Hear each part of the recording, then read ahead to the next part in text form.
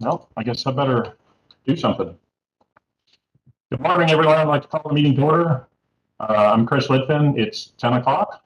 I'll be serving as your presiding officer for the meeting. Unfortunately, Keith Ravel is unable to attend. He would have liked to have been here. Just like to ask everyone to make sure their microphones are muted and to announce their name when they're making a comment so that we can know who's doing it for the record. And I guess the first thing we need to do is the roll call, where I'll have Delia come online. Yes, sir. Thank you. Jeffrey Alford. Present. Jude Checksnyder. All right, I'm here. well, I guess I better do something. Kyle McNew. Michael Manser. Present. Robert Richmond. Ricky Wyatt. Present. Chris Litfin. Roger Bowles.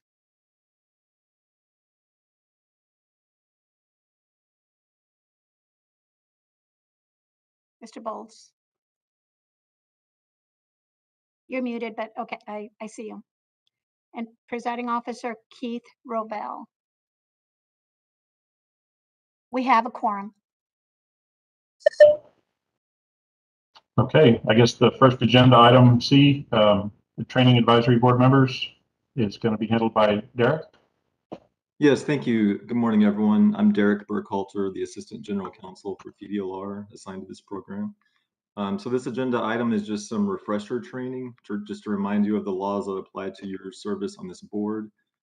You've already seen this presentation before, but it's been over a year. We try to do it on an annual basis. I'm going to move through it pretty quickly so we can move on to our business today. With that, let me share my screen.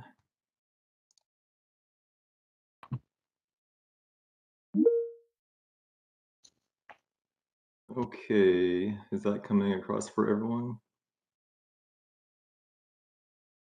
Delia, can you see the slideshow? I can see it. Can you open it up just a little bit more? It's, I don't know. Does that help? Yes. Okay, great. Thank you. Okay, so this training just covers 3 acts: the Open Meetings Act, the Administrative Procedure Act, and the Public Information Act. So we'll start with the Open Meetings Act. So its purpose is to ensure open and transparent government. It requires meetings of governmental bodies to be open to the public, preceded by public notice and the subject matter of the meeting. These provisions are mandatory, and we construe them in favor of open government. So the first key concept is a quorum, and that's a majority of the members of the board. And so even though we have a couple members absent today, we still have a quorum. A quorum is necessary to take any action. So if we had not had a quorum today, because we're not actually voting to take any action, we may have been able to proceed with the meeting. But if you do take any action, like voting on anything, you must have a quorum. Deliberation is a discussion, a verbal or written exchange among a quorum of a governmental body, or between the body and someone outside the body, about topics which are within the jurisdiction of the advisory board. A meeting occurs anytime a quorum of governmental body engages in deliberation regarding its business, or anytime the body takes formal action. And then I referred to the notice that we have to have. It has to give the date, time, place, and subject of each meeting. And we provide this in the form of our agenda, and that has to be filed with the Secretary of State's office at least 7 days. So the question comes up, can we talk about business at things like social functions, conventions, and workshops? And the answer is yes, you can freely discuss those types of things. Just don't focus on the business of your advisory board. So you can talk about issues of motorcycle safety and your conventions and things like that, but just stay away from referring to it in the context of your advisory board service. Always be aware of any situation occurring outside of a properly noticed meeting in which a quorum of the members is present. So if you know that a quorum is present at those conventions, just be especially careful, not to discuss our business. Beware the walking quorum. So a walking quorum is a discussion that starts off with less than a quorum number of members, and then they basically go and have more discussions with other members outside of that initial discussion. And basically it all ties together and creates one conversation of a quorum. So you can't have, a series of separate conversations with different members. That is the walking quorum that we have to be aware of. And so that can occur in a number of contexts, like conference calls, video conferences, hallway discussions even, and especially emails, text messages, and Twitter, Facebook, and those types of apps. So be careful posting anything on Facebook or anything like that, because a quorum of members could read that, and if they respond to that, we could have issues. These are just some best practices to avoid a walking quorum. I think we've pretty much covered them all. So during the public comment period of a meeting, members of the public are given an opportunity to speak, and the presiding officer may set reasonable limits on the commenters. During that period, it's not a back and forth discussion. It's just letting the public state their comment and we receive it. You can ask a question if you don't understand their comment or something like that, but we don't respond to their questions or things like that. If we want to do that, we can schedule it as an agenda item for a future meeting, but we have to stick to the conversations that are scheduled on the agenda. There are some civil remedies if we violate the Open Meetings Act. Any interested person, including the media, can petition a court to stop any action taken in violation of the act. And an action that is taken in violation of the act is voidable, which means it can essentially be undone by a court. And additionally, there are possible criminal penalties. If you knowingly violate the act, you could be subject to up to $500 fine, confinement in county jail for up to 6 months, or both fine and jail time. So best practices, just avoid communications that involve a quorum about business that's outside of a meeting. And during the meetings, confine your discussion to the items on the agenda. If you stick to those, you're golden. So moving on to the Administrative Procedure Act. So its purpose is to establish minimum standards for state agencies, and again, to provide for transparency during the rulemaking process. Now, what is a rule? So a rule is different from a statute. A statute is the law that you're used to seeing, like in the transportation code for us. A rule is basically the legislature delegates to a state agency the ability to make law that fills in the gaps of the statutes, because the legislature can't go into every minuscule detail of motorcycle safety, so it allows TDLR to write rules that govern the industry. So it's a form of law, but it's delegated from the legislature to a state agency to fill in those rules, but the rules have the effect of law. A rule is really only things that apply to the public. If it only concerns internal matters like management internally, we don't have to have rules to govern those. But anything that affects the substantive rights of the public needs to be in rules, so that the public knows what the expectations are and what rules apply to their needs from the agency. So when we write rules, there are many things that can spark that. Sometimes there are legislative changes that force us to change our rules. Sometimes you all on the advisory boards will have a good idea. TDLR staff may have a good idea. We also do what's called the 4-year rule review, or we have to review our rules every 4 years to make sure they're still necessary or if they need to be changed.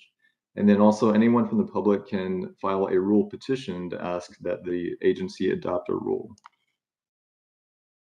Now, an interested person is essentially anyone in Texas, whether you're a resident, a business, another governmental agency, or any organization within Texas. They can petition, like I said, for an agency to adopt the rule. The agency doesn't have to, but if they don't, they must state in writing the reason that they're not doing so. So if we decide to go through the rulemaking process, this chart will kind of show you the path that we take.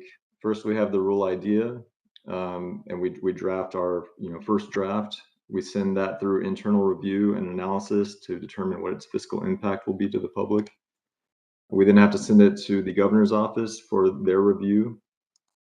And then we bring it to you as the advisory board to allow you to comment on it. Sometimes at those meetings, we'll make little adjustments to the draft, and then you'll vote on whether to recommend publishing that rule. We would publish it in the Texas Register, which is a state publication for all agency actions. Publishing it in the Texas Register triggers a 30-day public comment period during which anyone can write in and let us know what they think about these proposed rules.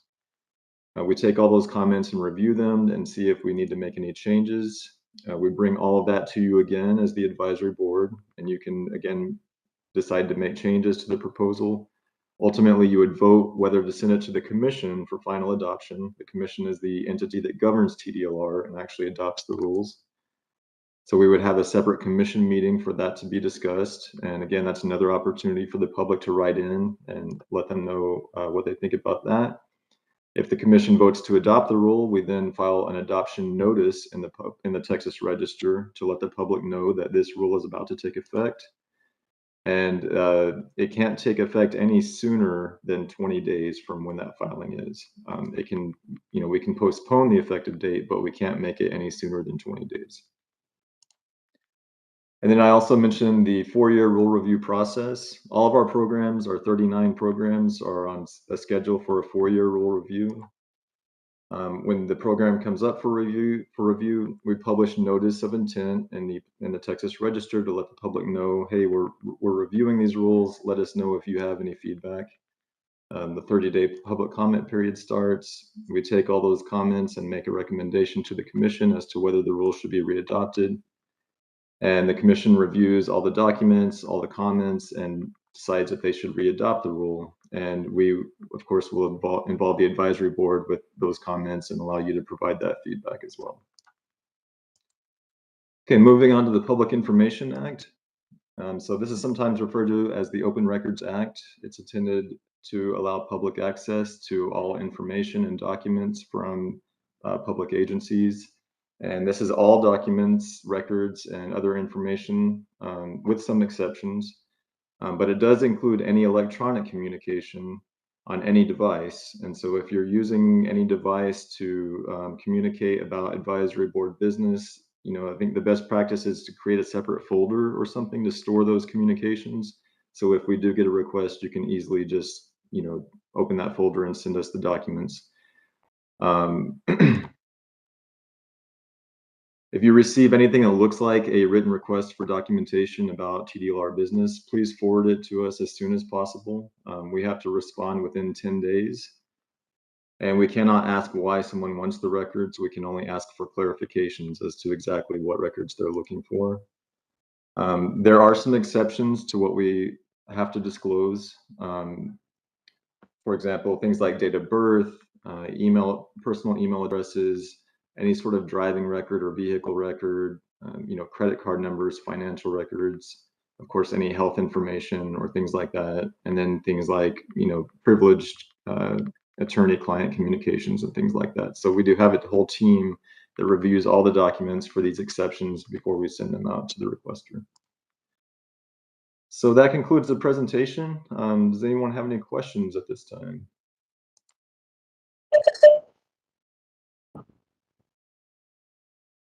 Okay, with that, I send it back to you, Mr. Lipton.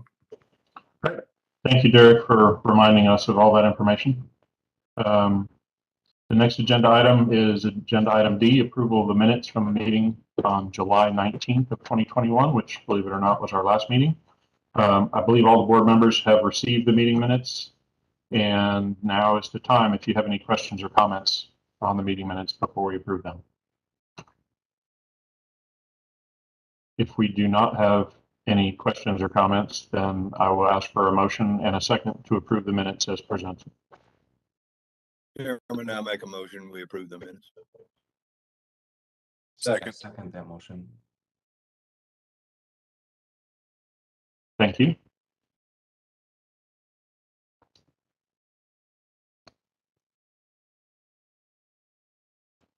Delia, do you Get a need to do that? second? We did. Was it Roger seconded? I was one of them, yes. And Michael? also.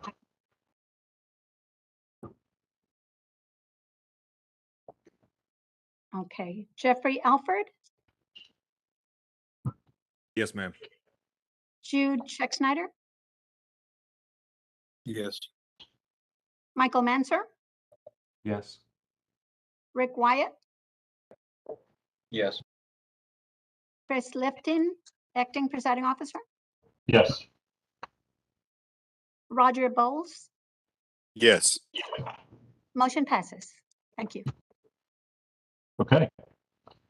Next item, E, public comment. As I understand it, we have one email that was submitted for public comment, and the board should have had this by email and can look at it. And as Derek Burkholder just reminded us, this is for us to receive, and it may be food for a future agenda item. And we don't currently have anybody who wishes to address the board in person. So that concludes that agenda item. That email is something you want to bring up for a future agenda item for a future meeting. We'll have that part of the meeting near the end. Agenda item F, staff reports. For the licensing division, I'd like to call on Jacqueline Rollins for that. Good morning. Good morning. I am Jacqueline Rollins with the Licensing Division, and today I am reporting the motorcycle instructors. For fiscal year 2021, we issued 8 new licenses. For renewals, we issued 152, total population of 243. And for fiscal year 2022, we issued 26 new licenses, 28 renewal, and total population 260. And for the ATV instructors, fiscal year 21, 0 new licenses and 0 renewed licenses, total population 6. And for 2022, 0 new licenses and 0 renewal, and total population of 1. And for the MSB 8 certificate orders for fiscal year 2022, we had 28,722.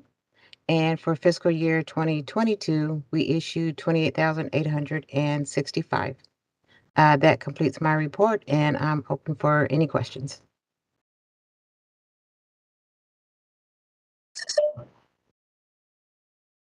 Okay, if there's no questions, thank you for that report. You're And welcome. the next item is customer service division, Patricia Castellan. Good morning, advisory board members. My name is Patricia Martinez Castellan. I am the new director's executive assistant, standing in for Jacqueline Rush, who is the manager for this program. Since the last time that we met, our statistics show that contacts peaked in July at 77 contacts. In the newest fiscal year 2022 report, the report that was run, the contacts peaked in October, January, and June. Compared to FY 2021, 2022 shows an overall decrease in contacts for this program. And the top 3 things that our customers call in about are mainly license statuses, initial application instructions, and questions related to the education and examination. Other than those statistics, I'll be happy to record any questions and get back to you as soon as I can. Thank you.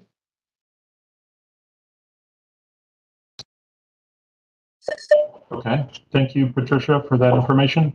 The next item is education and examinations division. I'd like to call on Michael Strong for that.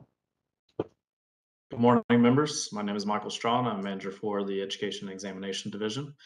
As you see on your screen today, we have our statistics for our motorcycle schools, both for total number of licenses that we have currently. That's remained steady at 60 motorcycle training sites across the state of Texas. And we had 13 motorcycle school renewals as of this time for those that have come up for their renewal. Go down. And then again, it's kind of status quo for the number of curriculum providers. We still have our 2 main curriculum providers in the state of Texas. And the number of courses, we did add the one in November, as you see, the EP 1 by 11 that came through, as everyone is probably aware by now. So we went from 46 to 47 for our total number of approved curriculum. And we've talked about this in the past, our motorcycle school audits. We have Mike Sconzo that's going out, visiting our schools around the state, meeting with them, auditing ranges, looking at equipment, training processes, education, educating our schools over our website, any rule changes that we may be having or any processes that are going on out there. And so far for this fiscal year, we have conducted 14 of those, and we continue to enhance that process moving forward. Next up, we have the instructor preparation course graduates that we're reporting. We've been getting this information sent to us, and as of this time for fiscal year 22, we have reported 22 graduated individuals. There was a recent course that was completed by TEEX July 16th and concluded on July 24th. And as of the time of this report, those numbers have not been incorporated into this. So we, at the time of our next report, we should have that information at this time. And I misspoke, it's 22 in total, not for just this fiscal year. That was a cumulative total. So, thank you. Scroll down.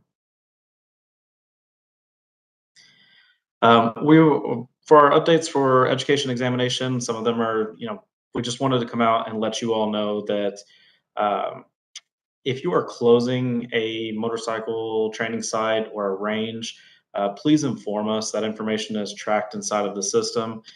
You can send an email to the Education Examination Division through our web form. So on our website, if you go through and then contact us, you'll be able to enter your information. That will send us an email, and we will make sure we get all of that closed out for you as well. We also ask that anytime that you are changing your mailing information, your contact information, website information for your school, please let us know as well, because we make sure that information is all forward facing in our system. So if we have people looking for you on our map, or we're trying to contact you via email, anything that we're sending out to you all is usually done through email, especially for rule updates, procedural updates. Anything the industry needs to know is coming through our government delivery system. And making sure that we have the most up-to-date information on file for you all, make sure that you all do not miss anything. As I mentioned earlier, the EP 1 by 11 was approved back in November for use. So if you are a motorcycle instructor in the state of Texas and you are looking to present the EP 1 by 11 at your school or your training site, you can do so. You would need to complete the required MSF training with MSF and then submit that information to us so that we can add that competency into RIMS and attach it to your ability to do so. If you do not complete that course ahead of time and you go and try and teach an EP 1 by 11, you will not be able to report your class or the students that have graduated in that time. So please make sure that you do that. And then, last update we have on there is just about the EP 1 by 11 again. If you have more questions, you have any, if you're unsure of what the EP 1 by 11 is, again, it's something we sent out through our government delivery system. But please make sure that you go to our website, read over it, and if you have any questions, of course, contact us, and we'll be happy to, myself or any of our staff, contact you and answer any questions you have about EP 1 by 11 and its implementation in the state of Texas. With that being said, that concludes my report at this point in time, and I'm open to any questions that you all have. Jeff Alford, Advisory Board. Ford, I had a quick question for you. The implementation of the EP course variant, what was the thinking behind not approving BRC2 for this yet? Michael Strawn, Education Examination Division. It's a very good question, Mr. Alford.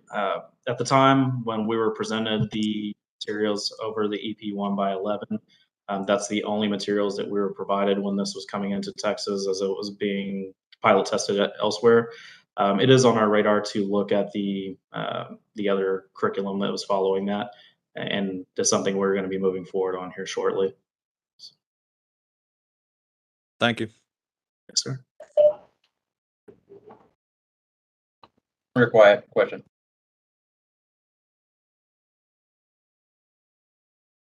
So the EP 2x6 has been out for a while, and there's also 3-wheel version. My understanding from prior communication was TDLR didn't want to pay to update rims to add these into it.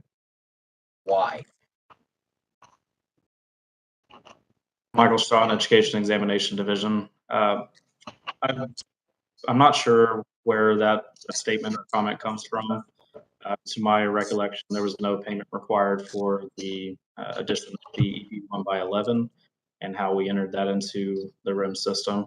It was creating a different competency in there and then manually having our staff go in and add that. So, but I'm happy to look into that and report back to you on, any challenges that may exist in the implementation of that. Jack Snyder, Rider Rep. I've got a question for Mr. Strong. Michael, I noticed in the statistics or report that you just listed that once again, TEEX has not conducted any instructor training in the Total Control Incorporated curriculum as required by Transportation Code. As Mr. McNew is not here to respond to that, I was just wondering if there were any conversations between your agency and TEEX in reference to meeting this statutory requirement. And I'll step in here, Derek Burkhalter, Assistant General Counsel. Our negotiations with TEEX are confidential. I don't know what you're referring to as far as the requirement in the Transportation Code for Total Control to be a course that's provided. That is a point that we discussed during our negotiations. TEEX, I guess, has limited resources and was only able to provide the MSF course throughout its training thus far. It definitely is something that we have discussed with them as far as expanding the courses offered. But at this time, and unfortunately, Mr. McNew is not here to add more substance to that, but I can assure you it was part of our discussions. But the feedback we received from TEEX was that it would be not feasible based on the availability of funds. Okay, Mr. Burkhalter, then please educate me. Does the Transportation Code require that TEEX provide instructor training in all approved courses? Is that true or not true? That is not true. The statute does not say in all approved courses. Basically, they have to administer a commission approved course, and so it has to be approved, but they don't have to offer all approved under the statute. Okay, so the statute doesn't require that they provide instructor training in any course other than the ones that they decide they want to instruct. It allows them to provide any approved course. It does not require them to conduct all approved courses. Thank you for clearing that up. Yes, sir. Chris Litvin, Advisory Board Member. Jude, I was just looking for it while you were asking that question. I think you might be remembering some language from the contract between TEEX and TDLR. Does it say in the contract possibly that they will do that? And I believe, and let me look again through the contract, but I believe the contract basically says the same thing, that they can use. Let's see, I'm looking at the original contract. It says TEEX will use the most current and valid version of any TDLR approved motorcycle instructor training course curriculum. So again, it gives the flexibility for any approved course. It does not lock them into any one specific course or all of the courses. Okay, thank you. So it says any, not all. That's correct. If we could, Mary Winston, TDLR, we actually have an agenda item that specifically states discussion on contracts. So if we could get through the staff reports, we can have all of those questions then. It won't take long. We just have a couple more, and then all of your questions we can kind of handle in the correct order. That's true. Thank you, Mayor. Okay, Chris Litvin, advisory board member. Ford, I do have some questions for you though that do not relate to TEEX. At the start of your presentation, you said that the 22 was a cumulative number for the number of rider coaches that were graduated. Was that for 2022 year or total? Sorry, let me go back to that number real quick. Sure. So that was total within the last year of time that we have at this point in time, or for this fiscal year. So it's in total, they've trained since the start of the contract 40 total graduates at this point. And so it is 22 in this fiscal year is what we're showing. So. Great, thank you. Next question is, can you give us a status on REMS? Is there any time frame to migrate off of REMS to the unified TDLR solution? So, Michael Strawn, Education Examination Division. That was something that was mentioned in the transfer of this program coming over to TDLR, was that we would migrate away from the REM program. We have been undergoing a development of a singular licensing system here at the agency. We are currently in the midst of that, and as soon as that is ready, then we will start our migration away from those third-party systems, if at all possible. Again, as we mentioned, earlier, when we have our government delivery service and signing up for our updates, we will keep everybody abreast of those changes as they potentially come. We're just in the beginning of development of the licensing system, so I can't give you an exact time frame on when these may be launching. Do you think we'll have REMS for another year or so? Michael Strawn, Education Examination Division. It's very likely you're looking at, at least through the end of this year that we will continue with the use of REMS. Thank you. And again, this is Chris Litvin, advisory board member. I have one more question for you, Michael. You had mentioned with the EP 1x11 that we need to get the appropriate training and certification from the curriculum provider, and then we needed to let TDLR know.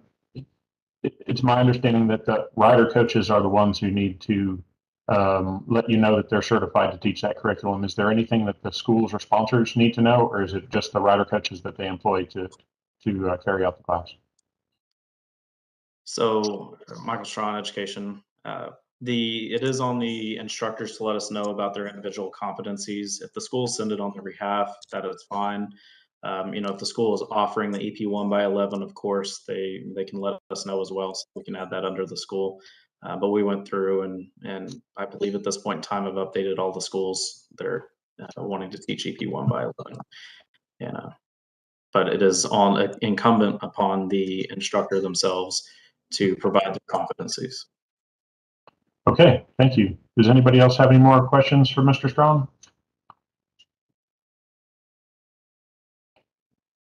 Without more questions, we'll go on to the next section, Enforcement Division. And I think I'm calling on Arusa Nizami. Yes. Good morning, council members. My name is Arusa Nizami, and I am a prosecutor with the Enforcement Division, and I will be presenting the Enforcement Division staff report for you today. First, I have some personnel updates for you. As you can see at the beginning of this report, there have been quite a few updates since the last time we met. Down below, while we're scrolling through, you'll see there's been, a recent hire, quite a few promotions, and a retirement at TDLR. So I just wanted to give a quick shout out to Cynthia, Kim, Robert, Jessica, Jack, and Karen on their career achievements. So before I get into the statistics, I wanted to give a brief overview of what happens in the Enforcement Division from when we get a complaint all the way to the commission order. So the way that it works is that usually when we get a complaint, it goes to the Intake Division, and the Intake Division reviews that complaint and determines whether or not a violation has or could have occurred. if that is the case, then they will assign a case number and send it off to an investigator, where an investigator will review the complaint and gather as much information as they can.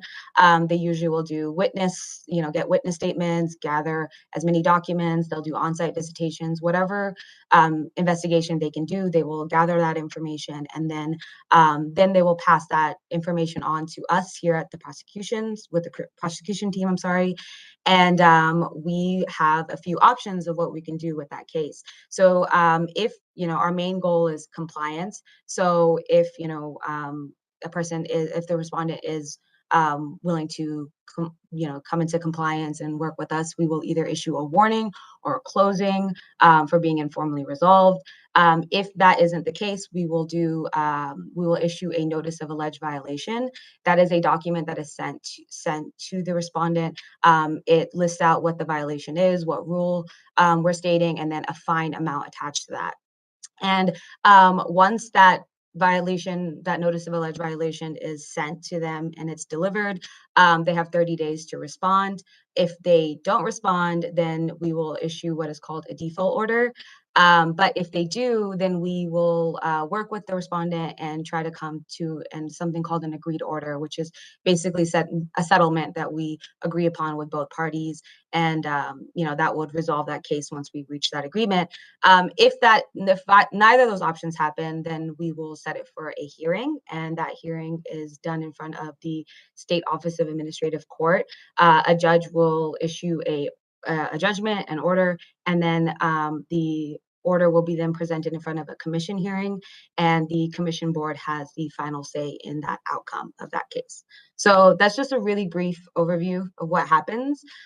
So with that, I just kind of wanted to get into the statistics and kind of, that would hopefully help explain a lot of these numbers and kind of the wording behind some of it. So, the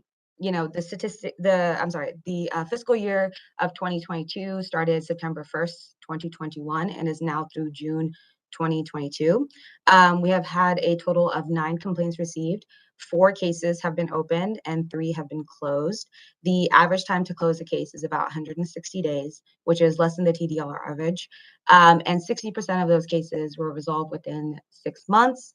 There were no cases that resulted in disciplinary action. And as of the end of June, there are 3 pending cases. In the next section with the pie charts, you will see to the left that 75% of the cases were open for criminal history and 25% are departmental cases. If you scroll down under case outcomes, again, there were no disciplinary actions taken on cases, but 3 cases have been closed for being informally resolved. And then finally, in this last section, for fiscal year 2022, that's the breakdown of the alleged violations at opening. The rest of the report is for fiscal year 2021. As you can see with some of the numbers, there aren't that many big changes. I think some of the big ones is that the average time to close cases was 10 days in 2021 and 100 days. It took 100 days to close cases within 6 months. And yeah, if you have any questions, please let me know. Okay.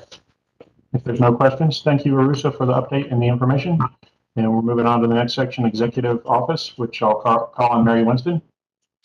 Good morning, board. Thank you so much for being here. And Chris, thank you again for standing in as presiding officer. Very short notice, and sometimes that's hard for folks to do, and you jumped right in there, so we appreciate it. So first, I want to talk about personnel updates because we haven't been together for a while. Now, as Derek has said and Michael Ford-Strawn, that we're working in the background and you all are working daily, but we have not met as a body. So our personnel updates from that time. At the end of January of this year, our executive director, Brian Francis, retired. February 1st of this year, Mike Ares-Mendez accepted the position of executive director. Rounding out our executive office now, we have Ms. Christina Kaiser as senior deputy executor.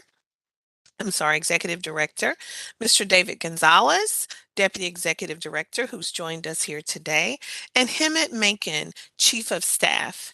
Cumulatively, I think David and Christina have about 50 years of experience altogether, not separate, with TDLR. Before accepting their positions, Christina served as the Director of Enforcement and David as the Director of Regulatory Program Management Division. Hemant Macon came to us from the Podiatry Board, where he served as their executive director and was instrumental in onboarding the podiatry program to TDLR several sessions ago. Mike Aris-Mendez, we've seen him on both sides of the table. And that I mean that he previously served as the chair of our commission and later as the deputy executive director before accepting his current position to lead the agency. Next, we have a strategic plan update. So if you look on our website and it's a page that says TDLR reports, you will find the strategic planning and legislative appropriations request documents. We completed our strategic planning document in, I think, June of this year. And the planning document goes from 2023 to 2027. This document sets out how the agency intends to strategically move forward to best serve the licensees and the public. It gives every division, it highlights our advisory boards. It's a document that you may not want to read word for word, but taking a look, it gives you the direction of the agency. Now, the legislative appropriation request that was submitted on the 1st of this month, so just a couple of days ago. This goes hand in hand with our strategic planning document, even though it's for years 24 and 25. We kind of have to anticipate our moves forward if we're going to keep up with what's going on and our requests for upcoming legislative sessions. So this is literally an appropriations request. What are we seeking to conduct the work that we currently have and the work that we anticipate? I do want to give a shout out for this document because the request comes and then we have to move and get this done. And the money, as we know, is what makes the world go round. It's how we can do our jobs. I want to shout out because these folks, because it came in just before the 4th of July holiday. And we had a little under a month to complete it. And we did it. This was under the direction of our Chief of Staff, Hemant Macon, Brandy Corrales, our Chief Financial Officer, and Tony Cuvion, our Policy Research and Budget Analyst. Again, if you want to take a look at that document, honestly, the type is smaller in that one, that font, it's tiny, and there are a lot of numbers. But if you may want to sit and have some coffee and go over that one. That's not a light read, but it's very informative and it has a lot of information. So lastly, communication outreach statistics. This is just our informal way of saying, do we have what you need on our website? How often are folks in your program coming to the website and what are they looking for? Past 6 months, it looks like we've had an average of 400 views a day for over 72,000 views. Most folks look on their smartphones to find that information. This lets us know that our technology is actually working to handle a desktop computer, smartphone, and the small percentage of folks who actually do access things on their tablets. Top reasons for visiting the site: finding a motorcycle school, how to apply for a new motorcycle safety instructor license, forms and publications, finding a licensed instructor, and lastly, the laws and rules. This ends the report for the executive office. If you have any questions, please let me know. I will get that information for you if I can't answer it today. Great. Thank you, Mary, for the report. The next item on the agenda is item G, the discussion of the contract between TEEX and TDLR. Before I start this agenda item, we've only been in the meeting for 45 minutes, but this promises to be a long agenda item. So if anyone needs a break during the agenda item. I got a break already. All right. So before we get started on the agenda, Rick, is that yes? You need a break. All right. So before we get started on this agenda item, because it's probably going to be a while, let's take a 10-minute break. It's I got 10:44 on my clock now. We'll start back at 10:54, and then we'll see if we can get through agenda item G in one piece. All right. Thank you, presiding officer. Thank you. See you in 10 minutes.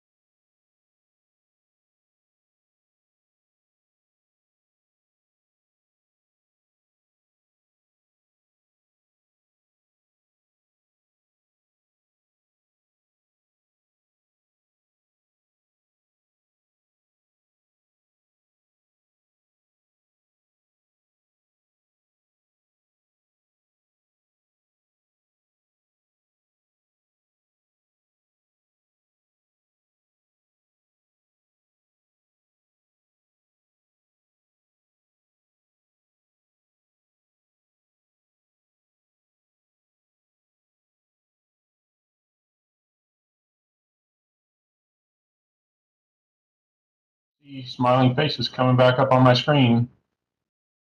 I've got 10:54 on my clock. I see more faces. Should we go ahead and reconvene? All right, at 10:54, we're going to reconvene the meeting here. We're going to start with agenda item G.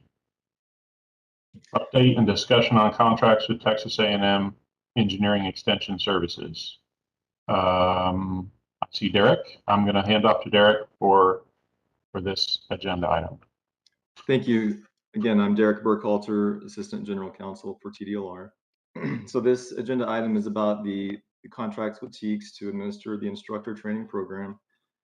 We've had a lot of requests to provide the specific expenditures that have been provided under those contracts. So in the meeting materials we sent out to you all, we did our best to provide the full documentation. So we've sent you the initial contract that was signed in March of 2021, the invoices that have been paid pursuant to that contract.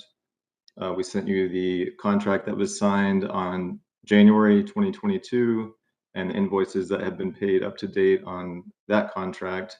And then we also sent you the proposal for the future contract with TEEX that was sent over this past month.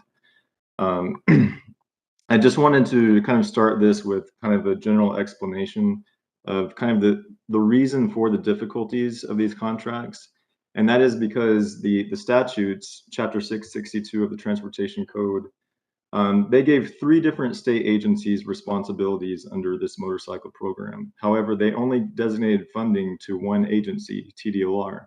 And we're limited, although we have that huge fund with a lot of money sitting in it, TDLR cannot just tap into that fund as it pleases. It can only tap into it up to the amount that we have been appropriated by the legislature in its budget. And so there's this appearance that we can just tap into all this money, but we actually cannot without permission. And so what we have is an overall number to administer the program, but we have to find a way to funnel money to TEEX and to TTI to perform their functions under the statute. And so we have this limited funding that has to be spread among the 3 agencies. And so when you see these delays in the contracting, it's the agencies attempting to deal with that very difficult situation of limited resources and everyone having their jobs to perform. So keeping that context in mind, what we've done, you heard Mary discussing the legislative appropriations request. What we've done in our request to address that issue is to ask the legislature to designate specific funds to be set aside for TEEX and for TTI to perform their duties under the statute. And in that way, TDLR does not have to be involved in the business of deciding how much money needs to go to TEEX or to TTI to do their thing. And so that would cut out this whole negotiation element. Each agency would just have their own funds to do with as they should. And so keeping in mind, this was only TDLR's request. It does not mean it will be granted. In addition to that, the agencies have been discussing possible legislative fixes to address that issue. Those conversations are confidential and the agencies cannot lobby for legislation.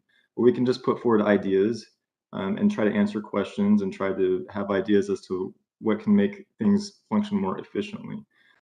So that's kind of the background of what's going on. The agencies are very aware of the situation. We're doing everything we can, working together to try to find solutions.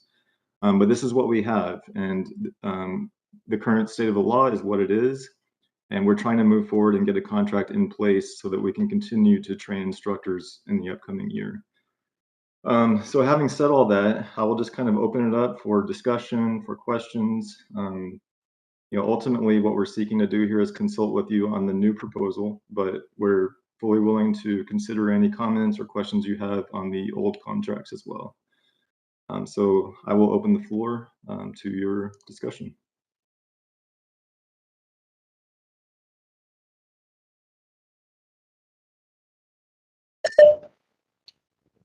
Chris Litfin, presiding officer. I'm going to have an armload of comments. I think I'm going to just hang loose, and if anybody else has got comments, I'm going to let them go first. So if anyone has comments on this, please go ahead. Jude Check Snyder, Rider Representative. Derek, I have one question. If I recall correctly, last two fiscal years, TEEX has promised to conduct, I believe, 4 instructor trainings per fiscal year. I'm assuming that's going to be continued for the next fiscal year statement of work.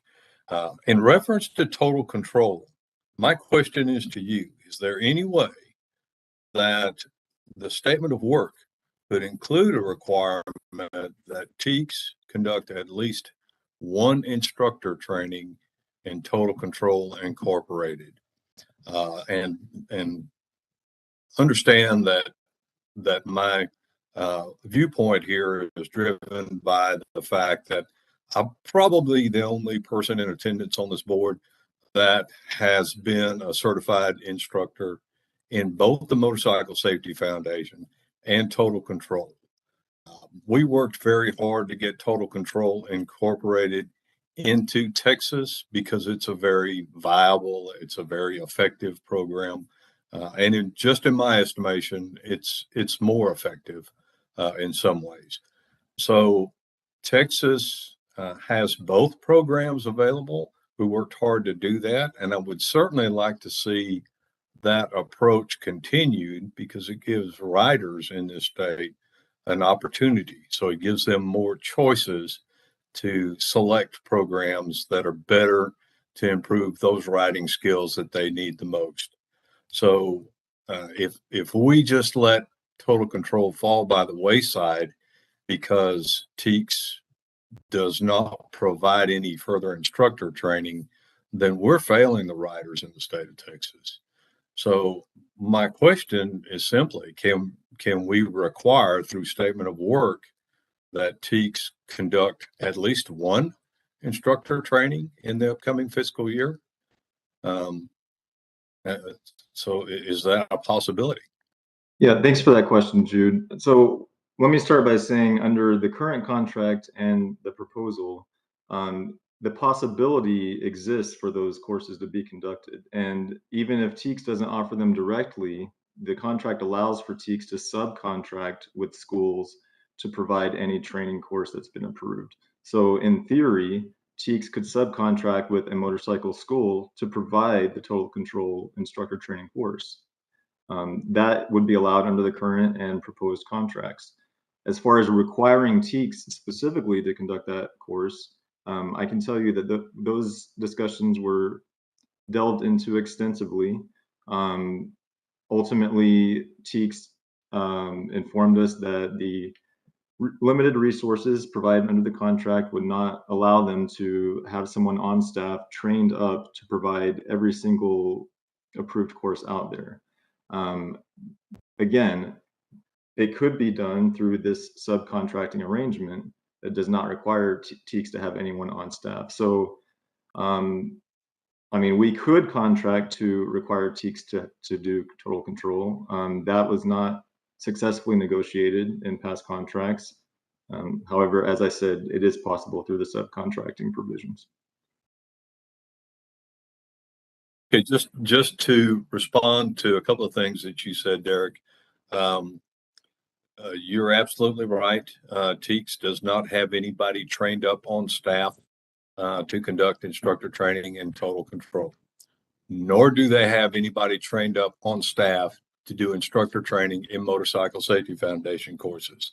They're using contractors to do that. They've done that for the past 8 or 9 instructor trainings in MSF.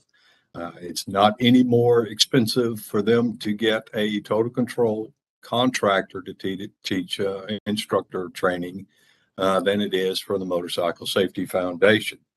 So that's not actually an impediment. It has been an impediment, as you well know.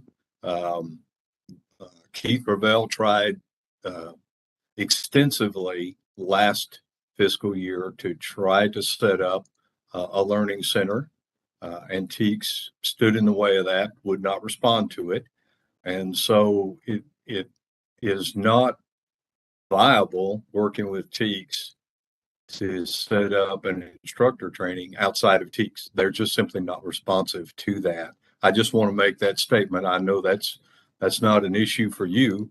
That's an issue with TEEX. And really the only way I can see that will ever have any more total control instructor trainings is to either work outside of TEEX or compel them to hire a contractor to do it.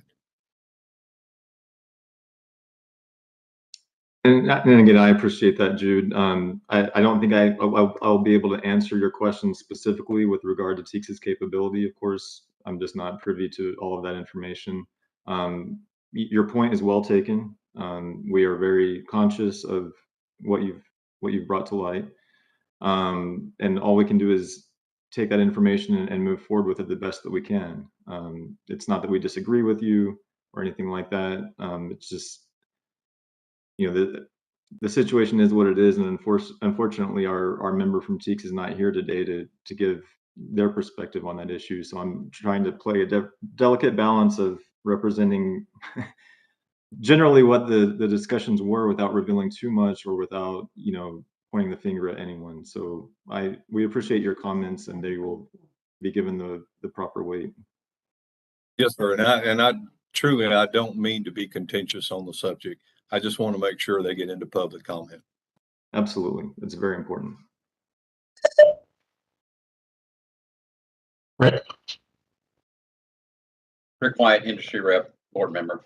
Correct me if I misunderstood, but with the proposed contract, you said there's a possibility of contracting outside locations for instructor training, or is it strictly going to be held in Bryan College Station?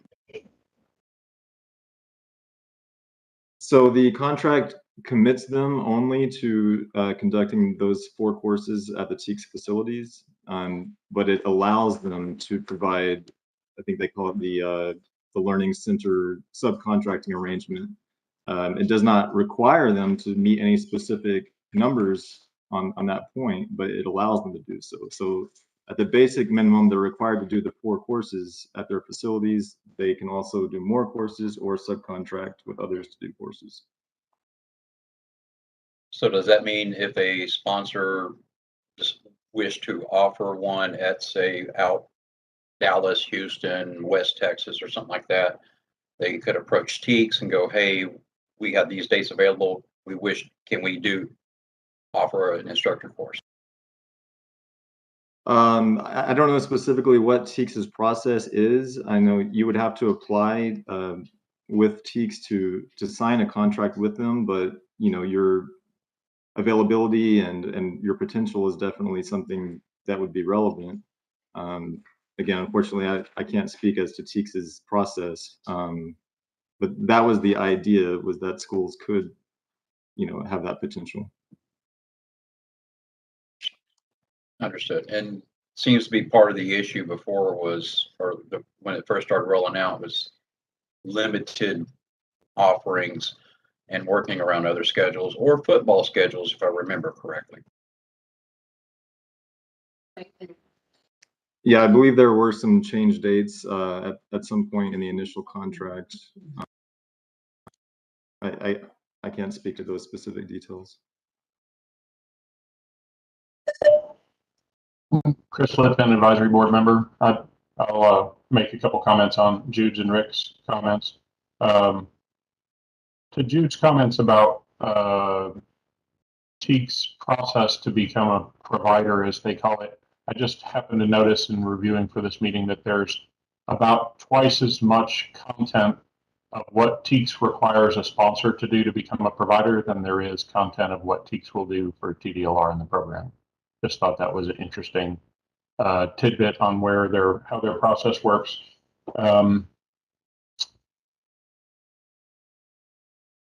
of the things that, as I remember, that the advisory board recommended a year ago plus was that TEEX provide TDLR and the advisory board some metrics and some feedback on the training process. I believe we requested that they report back to us on how many coaches were on the waiting list, how long coach candidates had to wait before they were able to get training, what counties in the state they were coming from, and to Jude's point, what curriculum type they would prefer to be certified in. As far as I know, we've received none of that. But to comment on Jude's previous comment and maybe to modify a little bit to fit my view, as opposed to requiring one or any number of curriculums per a number of classes taught for RCPs, Rider Coach Prep classes, what I would suggest, two suggestions. One is that we negotiate with TEEX to make that a requirement that they provide TDLR and the advisory board some metrics so that we can see not only their performance, but also what the demand is.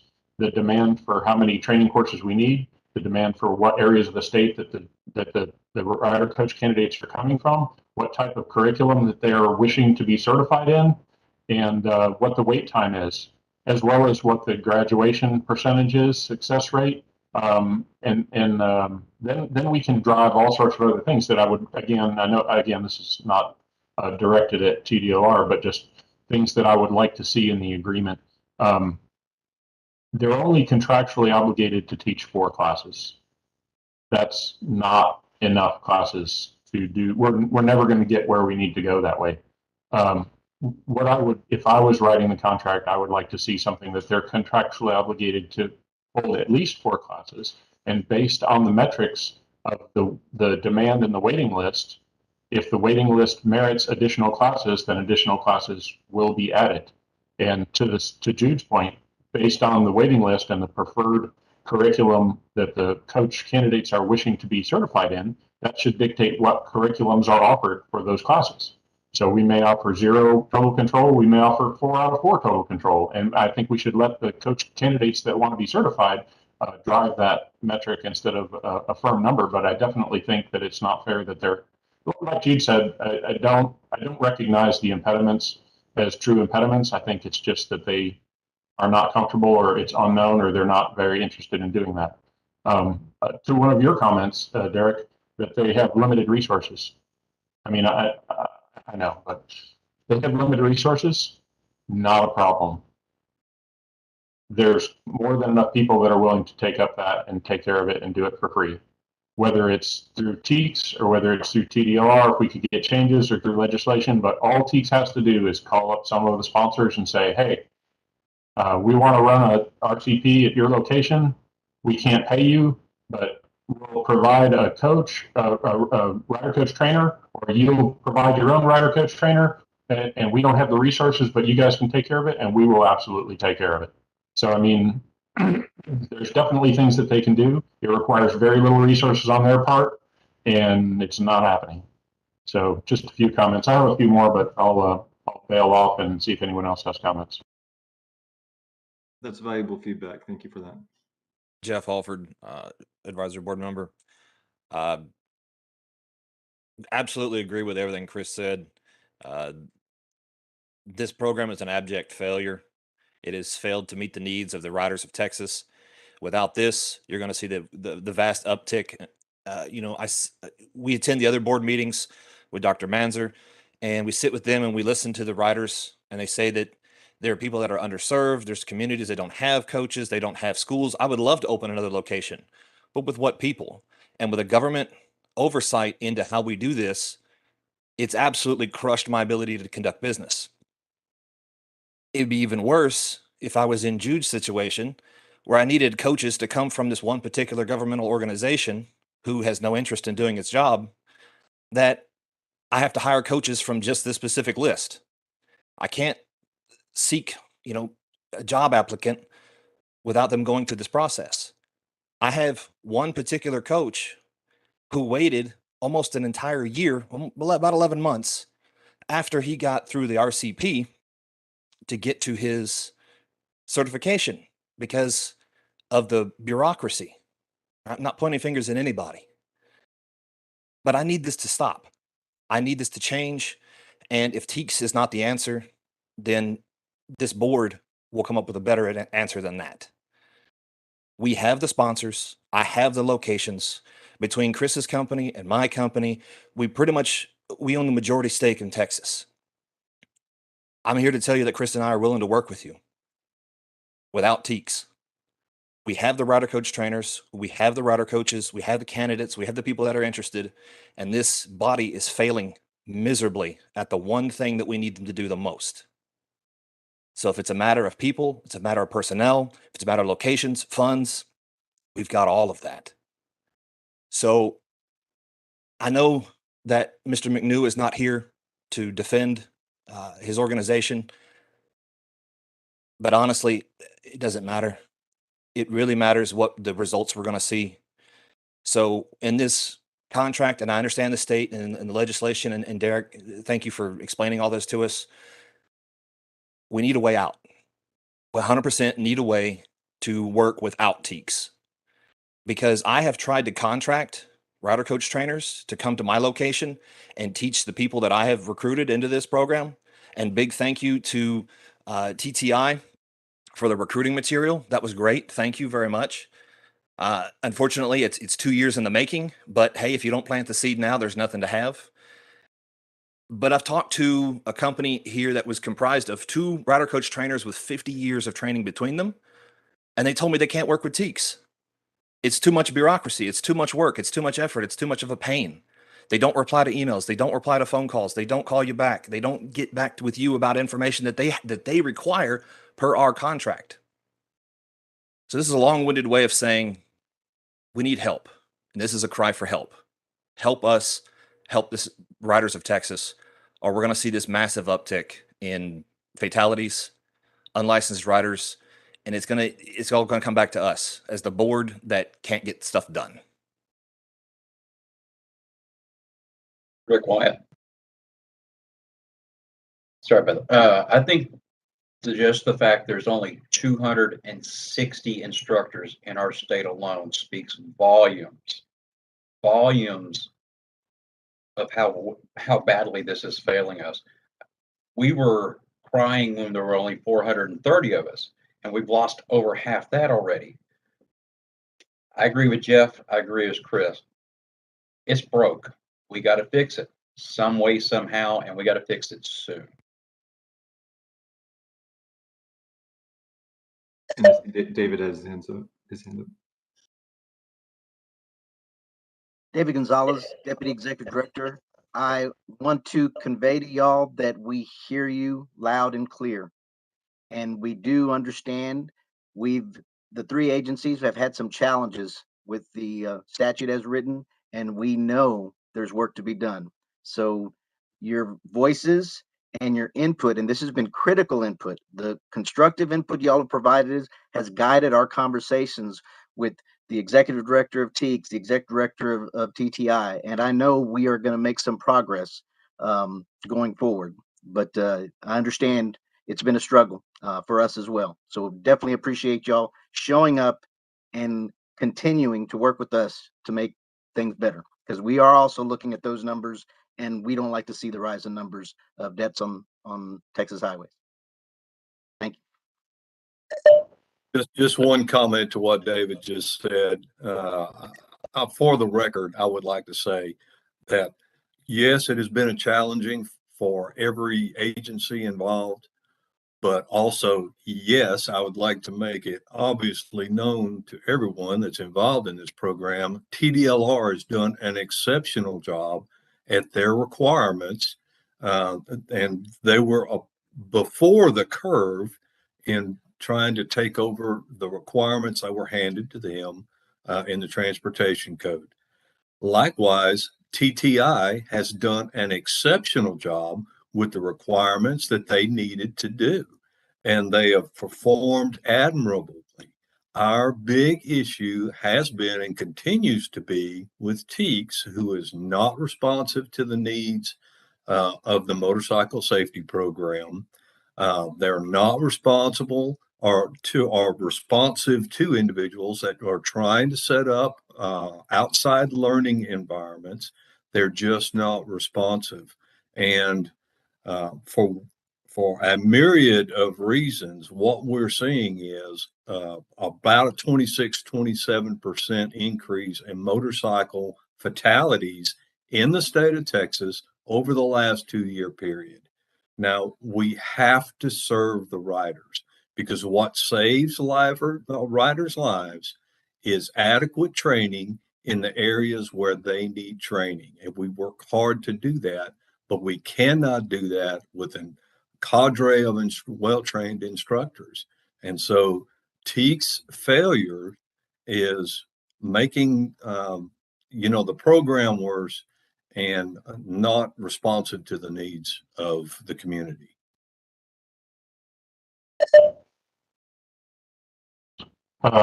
Chris Litfin, TDR board. Just a couple things. You guys are hitting out of the park, everybody, including David. I've been a sponsor for almost 17 years. And the entire 17 years, my biggest struggle of running this business and getting people trained in Texas was finding some pavement or some asphalt to do this class on. Because as you may know, parking lots that big are used for something. They're making money. Or they've got light poles or drains or whatever, all of them. It's so hard to find a training location to do this class. That was true up until a few years ago. Right now, I have two different locations, three locations that I could open tomorrow. And any other time in my career doing this, I would open them yesterday, because if I don't open them, somebody else will. And it's crazy. But I have the location next to them, and I'm only running 2 or 3 classes on the weekends for the month, because that's all the rider coaches I have. So if I open a new location, I'll be doing no more classes than I was doing yesterday, but I'll have a second classroom, second set of bikes to maintain, second rents to pay, and no additional income, no additional training. All because I can't get coaches. I just can't get them. Like Jude was just saying, the rubber meets the road. The whole reason that we're here is to provide the safety training to the citizens of Texas, to try to give them as much advantage as we can, to educate them as much as we can within the time we have, so that they can be safe out on the road. I don't think I have a single site that you can get into in less than a month. A lot of sites are 2 months plus waiting line. And riding a motorcycle is an emotional thing, right? So a Texan doesn't want to ride a motorcycle, One day he decides, I want to ride a motorcycle. Once he crosses that tipping point, it's on. He wants to ride that motorcycle. He sees other people doing it. He calls me up and says, I need a class. And I say, I'm sorry, I don't have anything until the end of September. I mean, what's going to happen. I mean, I'm sure there's a small percentage of Texans that are good rule following people that are just going to sit there and bide their time and wait. But a lot of people are going to head out on the road. If they had to wait a week or 2 weeks, maybe 3 weeks, they could probably suck it up and get it done, or not ride much and get that training in and be as safe as we can make them. But when you're faced with 2+ months waiting line, you know how many people are just heading out on the road. I mean, it's a passionate thing, right? They're excited. It's a new thing. They probably got their bike in the garage and they're ready to go. Like Jude said, the accidents are up. I mean, it's no mystery as to why this is going on. This is the whole purpose that we're here today. And there's right now there's a single point of failure that's holding us back. And I put some numbers to it, and I'd like to get some opinions from the rest of you guys that are sponsors or rider coaches or just in the community. TEEX is contractually obligated to run 4 classes of 12 rider coaches for the year. So if they contractually meet their contract, they'll produce, and if every seat is full and every rider coach is successful, that means we'll have 48 new rider coaches per year. I kind of asked the lady that's my office manager, and I kind of thought about it myself, and I said, how long does a coach teach? What's his effective lifespan as a rider coach, right? I've got coaches that have been teaching for 20+ years, and I've got coaches that graduated and never taught for me, or didn't teach, or life changed, or they taught 1 or 2 classes and they were gone. I've got a lot of coaches in between that teach for a year or 2. TTI did some excellent work, all their reasons why coaches become a coach, or why they burn out, or why they stop coaching. They hit all the right things. There's a lot of reasons. So I kind of came to a number of about 5 years as the average rider coach effective time frame. So if we graduated 50 coaches a year and the average rider coach lasts 5 years, steady state, that'll get us to a coaching community of 250 coaches, which is approximately where we are now, which, as Rick said, is half of where we were. We were trying for more coaches when we were up closer to 500. So, I mean, if TEEX performs at optimum performance, fills every seat and graduates every coach, we'll have 0 improvement, assuming the 5 years estimate of coach time frame is right. But we can't reasonably expect that. If we look at the last 2 years of TEEX performance, they've trained approximately 20 coaches a year, which would be less than half that. And if you take 20 coaches a year getting certified in a lifespan of 5 years, that would bring us down to 100 coaches for the Texas rider coach community, which would basically be a slow death of the program. I mean, a lot of sponsors would be out of business, and we just wouldn't have anybody to teach Texans in the safety program for motorcycle safety. And I mean, like I said, they're only contractually obligated to do that. If they were firing on 100%, that's where we'd be. They could say we fulfilled our contract completely. So I mean, I appreciate that the contract says they can do more, but there's no requirement. I appreciate that they're short on resources, and all they have to do is ask if they would like to outsource some of that or make it available. You know, we like Jeff said, when he obligated me to do those things, I'm in complete agreement. I'd be glad to work alone or together with any sponsors in the state. I think we're all in the same boat, and we have resources. Even if we don't have resources, we'll beg, borrow, or steal resources to make it happen. Because if we don't, we won't be here in the future. I feel like this is the story of how do you boil a frog. Slowly, right? Throw them in the boiling water, he hops out. But we're slowly being boiled by a rider coach community dwindling down over time. And if you look at those TTI numbers, you can see the age spread and demographic on those things. A lot of those, like I said, I've got some coaches that are just workhorses. You know, they teach 2 classes a week. They teach every week, and they're 65, 68 years old. I mean, those guys can't go on forever. I mean, I love them, and they're dedicated, and they're great coaches, and they have tons of experience. But when we get new coaches in, you know, they're more like the 5-year lifespan coaches. It seems like the old guys last a lot longer. So I'm going to leave that out. If anybody has any thoughts on the effective lifespan of the average rider coach from 0 to 25 years, where that's at, or what your thoughts are on that, I've got a few other comments, but I'll bow out now again. Rick Wyatt, board member. Just to kind of touch on what Chris said, he's absolutely right. I'm actually getting ready to renew, I think my 6th year now. So I'm technically right at that, do I stay, do I go? I can literally quit my job today and go full-time coaching 2 to 3 classes a week and still not meet the demand. I'm actually working with my sponsor to offer classes on Sundays and Mondays, which are not traditional, because that's my only downtime, off time from my job, just because I see that need as well. And I'm willing to not do it every weekend, but to step in and fill that need. Chris is right. Every sponsor right now, this is peak season. There's butts in every seat. There's waiting lists, and we're having to turn them away. And Harley Davidson's got even worse than the private sponsors, because that's an additional outside certification the coach has to get. And they offer those classes very infrequently and not always in Texas. I do know that Harley Davidson corporate actually offered to come to Texas and offered RCP and was told to go pound sand. It's ridiculous. I mean, I'm sorry, it's crazy, but yes, everything Chris said is very true. Unfortunately, I am not going to be one of those that give it up. I love it too much. I care too much for the citizens and the riders of Texas. If you haven't found out, most of us rider coaches and riders are very passionate about this sport. We love it dearly, and we will fight tooth and nail for it. And y'all can take that to the bank. Presiding officer, and thank you, everyone. As you know, this meeting is public. It's posted. It's here in perpetuity, at least until YouTube tells us differently. So I want to make sure everyone gets out this, what they want to say, because the public does need to hear where everyone is as we're working through the different situations.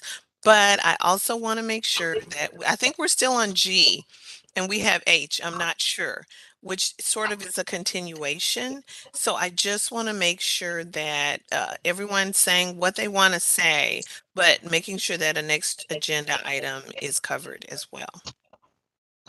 Thank you, Mary. I appreciate that. It's been a year since our meeting, and this is a large and important item, but we have to balance that with the other items and staying as close to the schedule as we can. Having said that, I got some more comments. here's a constructive comment. As you guys negotiate with TEEX, I would like to see the requirement, and I know this is a challenge, and everybody has the resources that they have, but I would like to see the requirement that the 4 required rider coach prep classes are scheduled at the start of the year, or at least 3 months in advance. A long time ago, I've been doing this for almost 17 years, a long time ago, DPS used to come out and tell us what the rider coach prep schedule was for the year. And the reason this is important is we're trying to make the process of becoming a rider coach not easier technically, but easier to comply with, not difficult or jumping over hurdles. And the people who become rider coaches are people, and they have families and jobs and vacation schedules and time off work, and they have to, a lot of times, especially if it's in College Station, they have to reserve hotels and possibly make travel plans. So far since the last few years, we've had some short lead times, we've had some classes scheduled, we've had some classes canceled, we've had all sorts of stuff.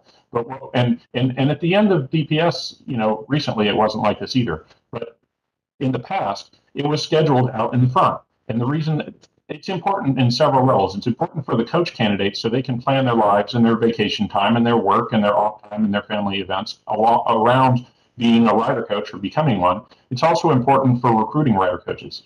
It dovetails in with the next thing with TTI's results. It used to be a long time ago when someone came to me and says, Chris, hey, I think I want to be a rider coach. I do this and I do that. I think this is a good fit for me. How do I become a rider coach? I could tell them. I say, no problem. You need to do this. You need to do that. You need to call this place or go to this website, and they have the schedule posted. It says when the RCPs are going to be. It says where they're going to be, as they were held around the state at that time. And I said, if this is something you want to do, you need to contact these people and get on the schedule because it will fill up. I can't say that now. I can't say this is what you need to do and this is where you need to go because I don't know. I mean, I know some of it. I know part of the process, but I don't know when RCPs are going to be scheduled. I can't tell them. They might say I'm busy until spring or I'm busy until fall. What's on the schedule? It's not there. Sometimes I've had rider coach candidates sign up for one and it would be canceled and they'd be left, or rescheduled. And I understand these things happen, but if they have a facility that's into rescheduling with football schedules, I know they can't just go pave a new parking lot because money's all over the place, but that doesn't help. And it just dovetails into TTI's recommendation for a website that covers all this, one place to go that easily has the information. But I think that would help us in the process of recruiting rider coaches and getting them through the process to fruition to become certified. Because if somebody is passionate at the moment and wants to be a rider coach and I can't tell them really what it is exactly that they need to do, then that's a turnoff, right? If I can say, no, here's why, if you can do this and that and the other, here's your schedule, get it taken care of, then they're on it. And this dovetails to one other point. It used to be that those scheduled CPs were held whether they were full or not. Because again, people have planned a month, 3 months, 6 months in advance, their schedule, their vacation, their travel time to do this. And if we get there and we have a 12-seat RCP and only has 8 or 9 people in it and they cancel it, that's a significant, that reduces the desire to become a rider coach. If we've made that commitment, we need to come through with it. I know things happen, but it seems like we've had a lot of churn in the RCP process for a while. Speaking to seats, empty seats and open seats, the process used to be, there used to be more triage and qualifications of candidates, it seems. It's my understanding that the last RCP held by TEEX had a graduation rate of 50%. I don't know that to be true, but that's what I've heard. And my suggestion is that contractually or otherwise, there needs to be more triaging of candidates when they come in. Someone who understands the program, if someone applies for a seat in an RCP, someone should contact them at TEEX and say, look, this is what you're getting into. If you can't commit to being here for sure, then I don't want to sign you up. If you're not aware of what it takes physically to accomplish this, this is what you're going to do. And if you're not confident you can do this, I want to sign you up. If you're not interested and willing in getting this material and studying it and being prepared to be proficient before you get here, I mean, this is it's not a training class so much as a certification class. I mean, there's a little training, but they don't have a lot of time to grow you into being a rider coach. You need to be prepared ahead of time.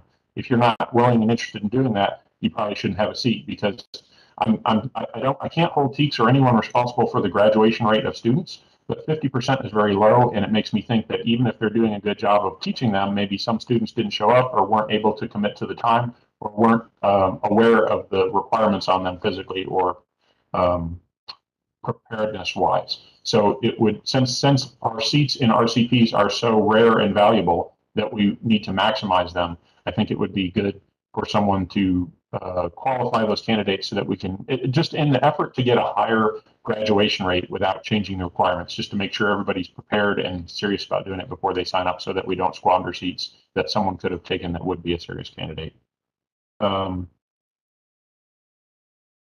Another question is, I know TDL, we had a report about TDLR doing on-site quality assurance visits. The question I have is, will TDLR do an on-site quality visit for TEEX?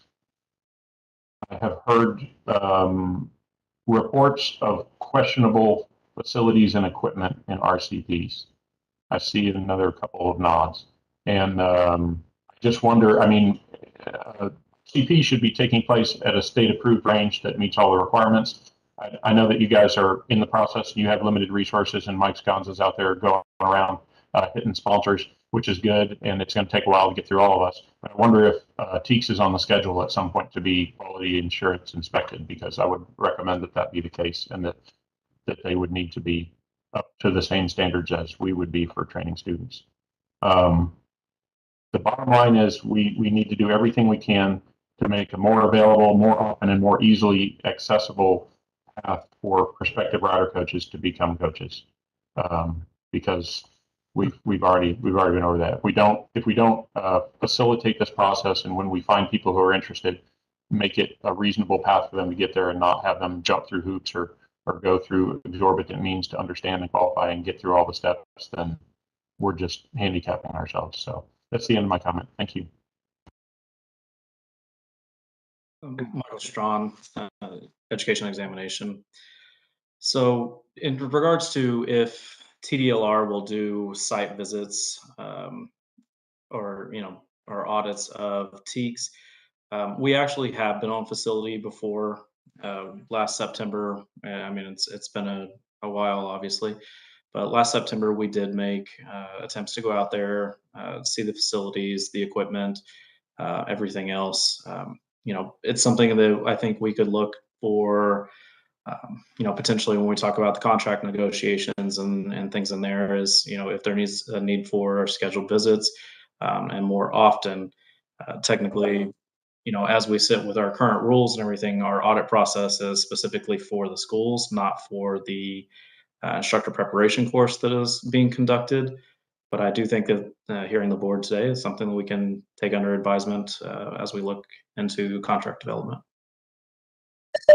Chris Litfin, board member. Michael, thank you. I appreciate that. Just a couple questions, or one question, one suggestion. I mean, I would think maybe one inspection per year or per contract would be plenty.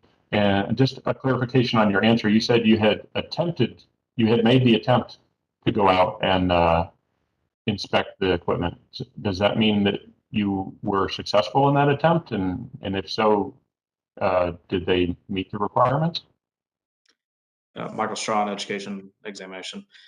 Yes. So when we contacted TEEX to set up a site visit for that purpose, we did go out there, looked at the facilities, the classroom, the motorcycles, the range, all the equipment. That was myself and Mike Sconza. Again, this was a year ago. At the time, the facilities met standards. Again, I cannot speak for what has happened, in the interim of anything. But at the time, the facility met standards. Range was there, painted correctly, equipment was working. There was one motorcycle that was out of commission, but they still had enough to fully serve a full class of 12 individuals that would have been there. So, at that point in time, yes, we did not see any issue with meeting standards at that point. Okay, good. Thank you for that clarification. I appreciate it.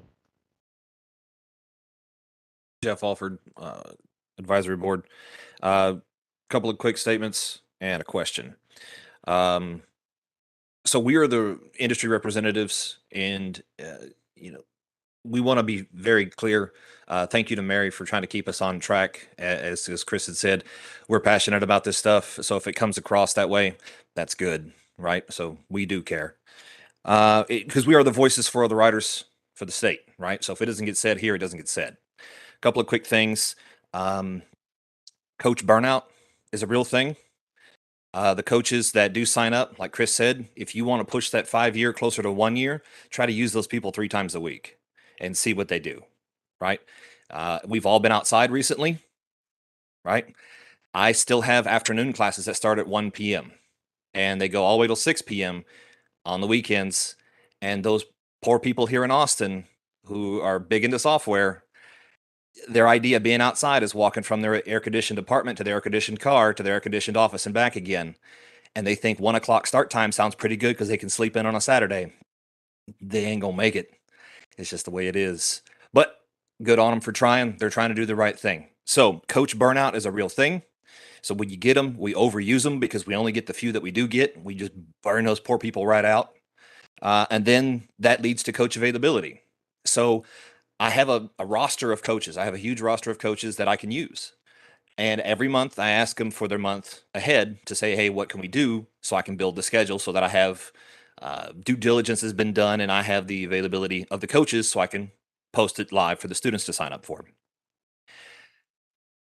Even though I have the coaches, I have many coaches that will take the summer off, that will only give me 1 day or 1 weekend or 1 availability per month.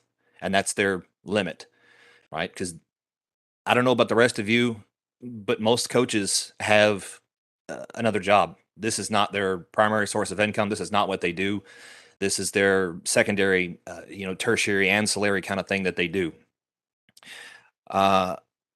Big time, part-time contractors, right? So this job doesn't pay a lot of benefits. It doesn't pay a lot of money. So we're asking a lot of people to go through a lot of things and get not a whole lot in return, except for the intangibles, right? So as someone who joined the Marine Corps a long time ago, I understand the intangibles, but it doesn't put food on the plate. The question I have is for TDLR.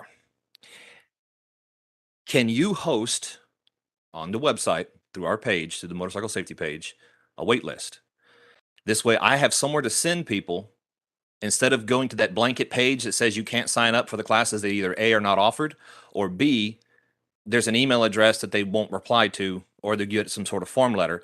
Can we host the wait list so we can go back and have some ammunition to go back to TEEX and say, I have this number of people, qualified or unqualified, but you're getting these application submissions to say, I'm interested.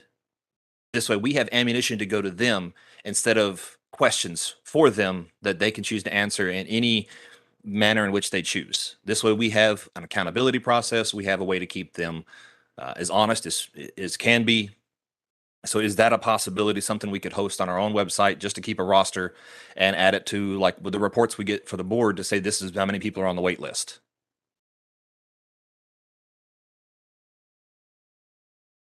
Derek Burkhalter, TDLR. We can certainly take a look at that, Mr. Alford. We would have to look into our IT capabilities. And I guess I get a little cautious when you say use that as ammunition against TEEX. I think that would, that's not something TDLR is looking to do, but if there's usefulness to the industry as a whole, then it's certainly something we'll take a look at doing. Chris Litvin, advisory board member. Derek, I appreciate your concern over that sentiment, and I am in alignment with you, but I'd be a lot more in alignment with you if TEEX had provided us that information, which we've asked them for over a year ago, and they refused to, reply with. So I'm kind of a mixed mind on that. And Jeff, everything he said is I'm in favor of. I'm in alignment with, especially the burning out of rider coaches. This dovetails into our next agenda item. Michael Manser and TTI have provided a bunch of good information, and it talks about burnout of coaches, which we, like you said, we have so few already. It's freaking hot outside. A lot of our coaches are older. The older ones are teaching all the classes. Well, it's freaking hot, and they're older. I mean, this isn't going in the right direction. Michael listed a lot of those reasons why people become coaches and didn't, and he also had something we'll talk about this website that would be a unified point of contact to do this. So I'm kind of along with Mary here. I'm trying to transition us on to the next thing. If anybody has any more comments for agenda item G, now is the time. If not, I think a lot of the potential solutions or workarounds or improvements might be dovetailed into the next agenda item.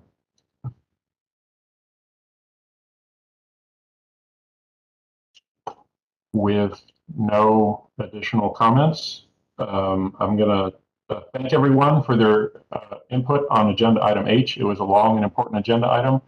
I appreciate the comments. I continue to hope that we'll make progress on improving the situation, and we've done everything we can as an advisory board. So we'll have to hand off to our partners and see if they can't move the ball further down the court. Agenda item H. Update and discussion on the contract between Texas A&M Transportation Institute and TDLR, which is under the heading of Mr. Derek Burkhalter. Yes, thank you again, Derek Burkhalter, TDLR. So just like we did for agenda item G for TTI, we've also provided you the contract that was signed in March 2021. We also did a contract amendment in March 2022 to extend the end date of that contract because there were some time delays. And then recently, we also sent you a supplement that included the proposed TTI contract going forward. And so I also wanted to give Dr. Mansur an opportunity to present the work that's been done under the current contract and allow him to summarize that. So I'll turn that over to you, Mr. Mansur. Thank you. This is Michael Mansur, the TTI representative. Dahlia, did you have the slides? Can you bring them? Oh, wonderful. Thank you. So I just want to spend just a few minutes kind of recapping kind of how we approached this prior year and what we did in the prior year. Before this initial contract was ever signed, my team and I went back and looked at the motorcycle safety data to identify basically high priority areas for rider safety in Texas. We then took a look at those and said, well, what items within that list correlate more closely to what TDLR is charged with here and the instructor element. So we had initially things like alcohol. Alcohol is a massive big problem when you're dealing with rider safety. Nearly half of all rider fatalities include alcohol at some point. Speeding is another one. But there were two other areas that really kind of shone through in our list of priority items. One was that about somewhere between, I say somewhere, but it is between 40 and 50% in the last 5 years, 40 or 50% of riders who are involved in fatalities do not have a motorcycle license.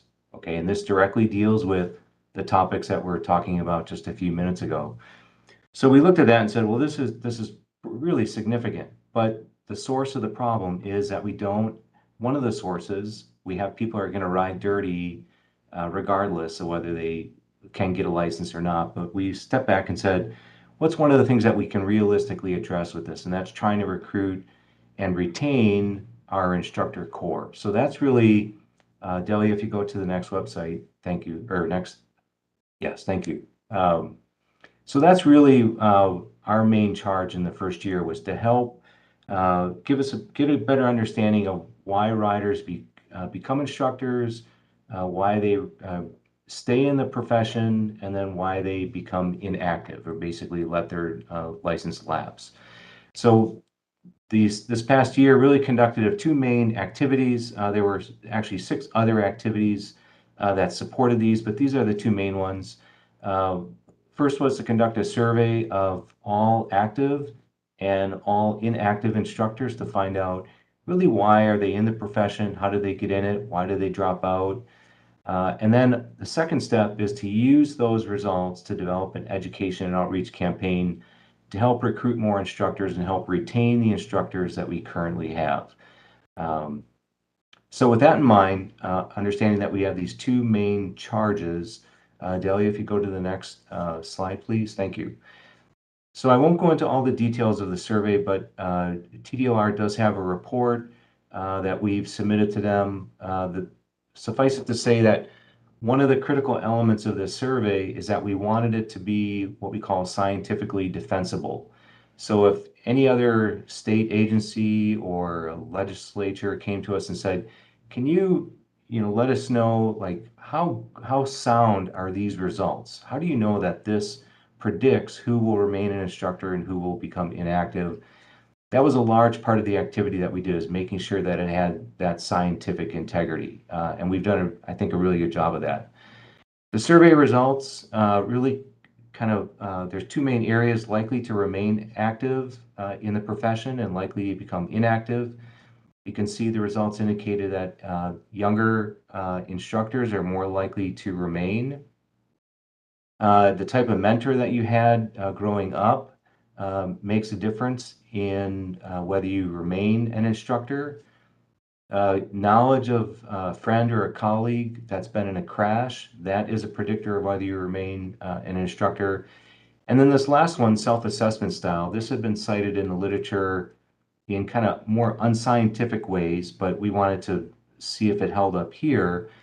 This self-assessment style, instructors who agree that this is how they kind of learn things and do things. And this means that you look at yourself and your behaviors fairly critically and you say, I want to, how do I get better? How do I, I need to learn more about how to handle a motorcycle. I need to learn more about interacting with people. It's this more sort of an investigative approach to how you interact with the world and how you interact with students. So these are all predictors of remaining.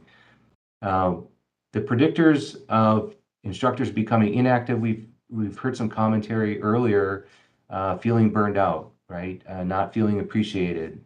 The curriculum changes made it too challenging. This is more poignant now because a couple years ago, MSF changed their curriculum and that had to be dealt with and everything. So with these results, we use them to develop an education and outreach campaign. Delia, next slide.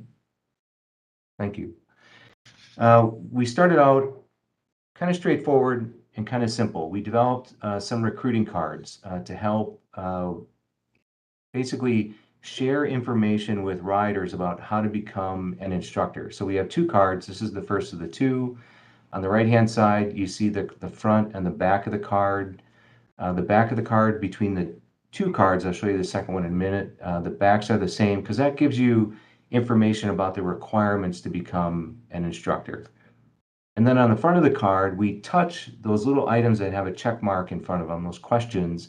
Those relate directly to the outcome of the survey that we conducted. So it's starting to get at these ideas of, do you see yourself as a teacher? Do you improve your knowledge and safety? So again, we're trying to use those survey results to develop materials to help recruit instructors. Next slide, please, Delia. Thank you. This is the second recruiting card. Again, we're touching on points on the front of the card that resonated with instructors as part of that survey. Next slide, Delia.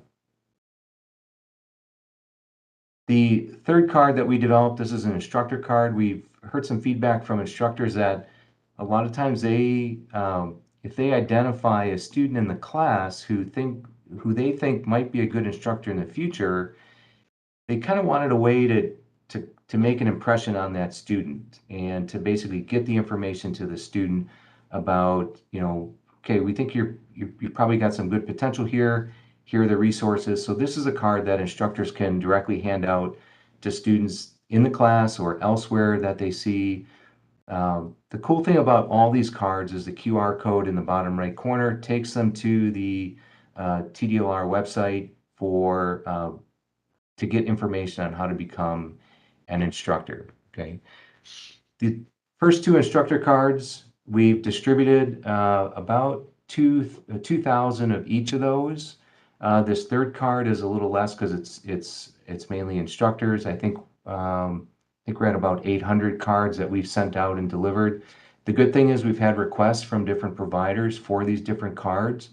And then we're proposing in year 2 to continue the distribution of the cards, but also to take the information and begin to capitalize on other outreach opportunities like social media, direct one-on-ones, etc. So that the information contained here is not just limited to the cards.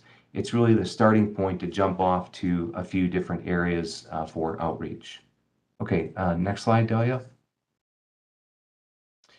Okay, we talked quite a bit about why instructors become inactive, and burnout is one. You get a little bit older. It was mentioned earlier, standing out in the hot Texas weather, like, does not do anything to help retain instructors. But there are some things that can be done. Like we can't change the weather in Texas, but there are some other things that can be done. And we wanted to really address this idea of how do we keep our current instructor core. Our most straightforward initial step was to say, well, what can we do? What are the list of options that we could do to help keep that? But more importantly, who has the most influence with instructors? It's probably providers, because they have the day-to-day interaction with these instructors. They have the relationships with them. So we started to put together a list of things, activities that providers could do to help address those different topics of why instructors became inactive. Okay, so burnout, professional development, trying to help them feel more appreciated. We developed that list. We realized that that list was, there were probably some hits and misses on there, so we went to the providers themselves, a couple of them, and said, what on this list makes sense? What are we missing? What needs to be pulled off? We revised that list. It came down to ultimately the list that you see here. This was then sent to every provider that we could get a hold of in Texas. Delia, if you go to the next slide, please. This is the back of the card. Every action that's here is also presented on the front. This can be used as a tool by the providers to say, okay, well, I've tried this. Yeah, it worked. Maybe I didn't try it, but now they can start to go in here and say, okay, well, I'm going to do this. When did I start it? How successful have I been? And here's a couple comments on it. The important part of this is that there's a QR code in the lower right-hand corner. They can take a picture of that with their phone. It takes them to a Qualtrics survey with all of these action items, and then they can enter in their responses. When did they start? What's a success? What's some comments I can add to it, etc. Ultimately, what we are trying to do with this, the next step is to turn this into a peer-to-peer exchange network. So the information that providers say, well, this works for me, let's get that out to all the providers, right? I don't think there's a lot of competition between providers. They want to see everybody else succeed because we are in a critical situation. So it's not like one provider is going to hold back, oh, this is my little secret. They want to share it with others to help them become more successful. And this is one way that we can help facilitate that, is creating, the next step is to create this peer-to-peer information exchange amongst providers, and then ultimately, hopefully do the same thing with instructors. So that's what we did this year. It's hard to encapsulate 18 months of work down into about 6 slides here, but if you have any questions, feel free, board members, feel free to contact me offline, and I can share with you kind of more details of what we did. For this next year, we've provided TDLR with our proposal. It includes really 2 main activities. The first activity builds on that instructor outreach program that we've been working on. It really takes the cards, it puts them more into social media, tries to get them reaching out to more people. It tries to touch on more sites like dealers, distributors, gear shops, etc., where riders might be. That if they're at a gear shop, it probably means that they're more like an all the gear all the time kind of person, right? So that's conceivably somebody that might be more interested in instructing. Again, that starts to get at this notion that people think about their own behaviors and they want to do things a little differently for the better. So our intent is to really reach out much further with that instructor outreach portion of the work. One element that we had started in the first year that COVID and some other issues created some real issues for us was in conducting a rider survey. So we really want to zero in on the exact reasons why riders become instructors. We could infer some of that from the first survey, but not entirely. So we want to continue that survey. Once that survey is done, then we start to develop an outreach program again, similar to what we did for instructors, but this time it's aimed specifically at riders. I am well aware, and it's confirmed today that there is a bit of a challenge here. If we're recruiting more instructors, trying to get people to become an instructor, but the classes aren't available, that creates a bottleneck. But we kind of have to start somewhere.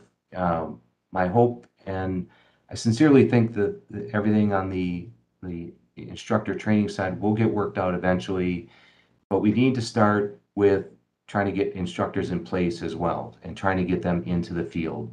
So it's a challenge. I understand that, but I don't want to sit idly by on the recruiting instructor side until everything on this side gets finalized. So that's my motivation for continuing the instructor outreach portion. Chris mentioned a website. We had proposed to TDLR sort of a conceptual model for what a really big, really complete outreach program would look like.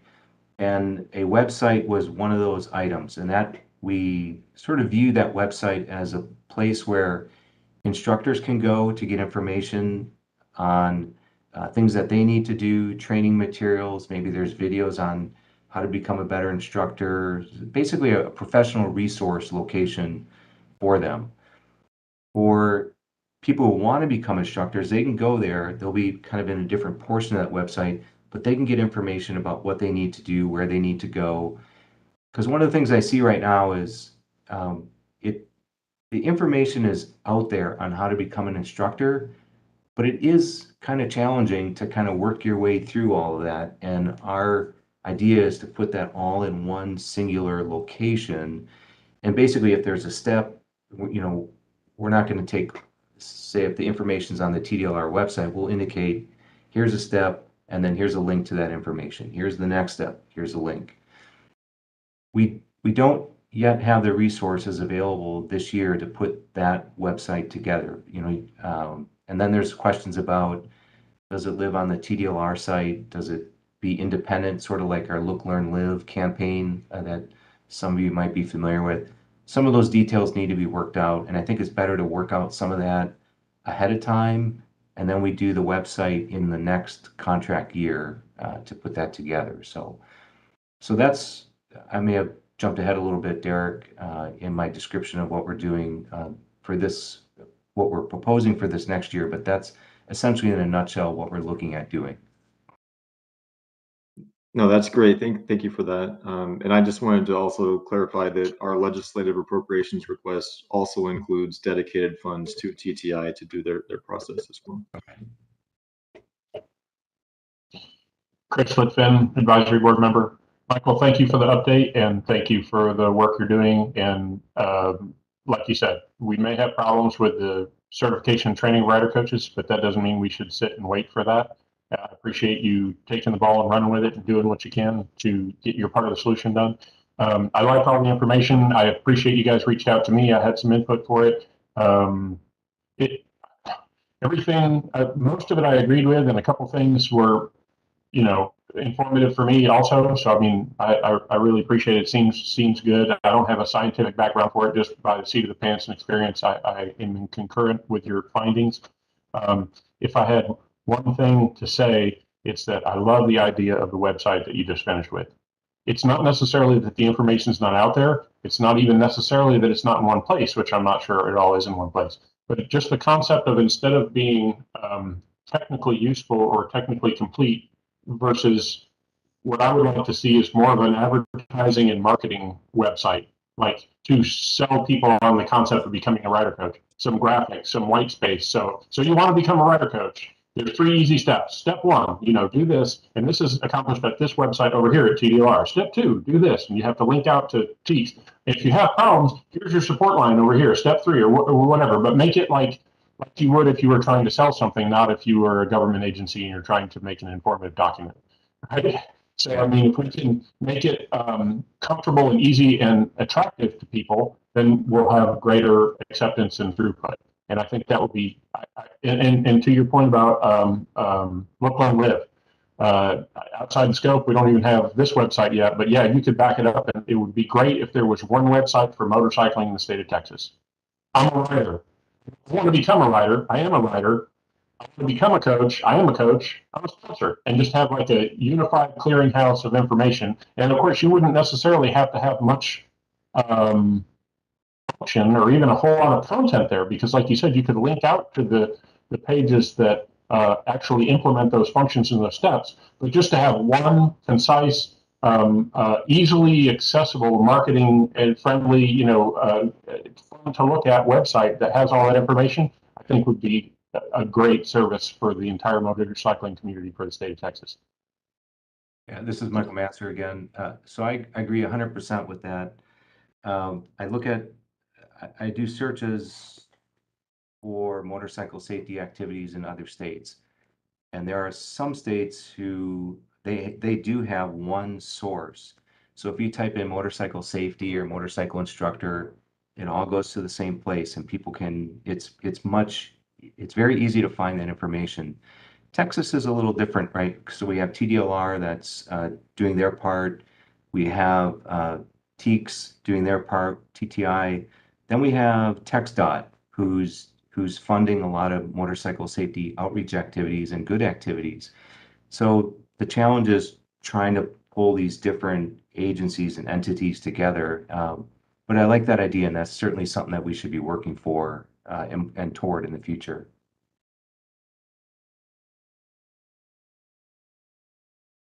Rick Whiteboard. One thing I noticed that wasn't pointed out for recruiting new instructors is the 2-year requirement to have your M before you can become one. In fact, I was going to propose a possible rule change to reduce that. It's all fine and dandy. We hand them a card. Hey, I think you should be instructor, but you got to wait 2 years now. I don't think that's going to, honestly, doesn't happen. And my understanding recently, there was a little bit of a snafu with the last RCP where new riders were signing up that did not meet the 2-year requirement. Michael Strawn, education examination. I know you mentioned that there was you were going to suggest a rule change for the 2-year requirement. Just wanted to clarify that that is actually in statute, and that is a requirement that we follow from statute. Yeah, Derek Burkhalter, TDLR. Ford is correct on that point. It's in the statute, and so we can't change that through our rulemaking process. However, I can assure you that that has been identified as a possible legislative change, so that those discussions are occurring. Any chance we can find out who was sponsoring it, and do you know what the proposed limit would be? I'm thinking at least 6 months minimum, no more than a year. We don't have details right now. As you know, we still have to go through, electing our representatives and things like that before the legislative session starts. So the time for filing bills has not yet started. So those are just kind of initial discussions taking place right now. Chris Litton, TDLR Advisory Board member. Rick, I agree. I was going to say the same thing. I was going to have it wait for a action item for a future meeting, but sounds like it's out of our hands anyway. It's in legislation. Derek, thank you for letting us know that that's been considered and it's working on that. And Rick, I think I agree. 1 year, maybe 6 months, because we have a great opportunity to recruit rider coaches when they come through our class. A lot of people are coming through the BRC2 for licensing. In a perfect world, 2 years is great. If you're coming through the licensing class because you've been riding and you don't have a license, that raises some questions, but we're not living in a perfect world. We're dying here for coaches, and there's a lot of candidates that have dirt experience or had a license in the past or whatever that come through our class, and they might be able to wait 6 months or a year, but 2 years is a long time for them to remember that training class experience while they're excited about it and then follow through. So I'm total agreement. Thank you. And just quickly, I actually got onto the instructor site and pulled my stats for the last 2 years. I've taught mainly nothing but BRC2 license classes. In fact, 39 of them in the last 18 months, a total of 160 passed students. I would have to say at least 40 to 50 of those would be possible candidates. Unfortunately, they're out of the loop for another anywhere up to a few months to a few years now.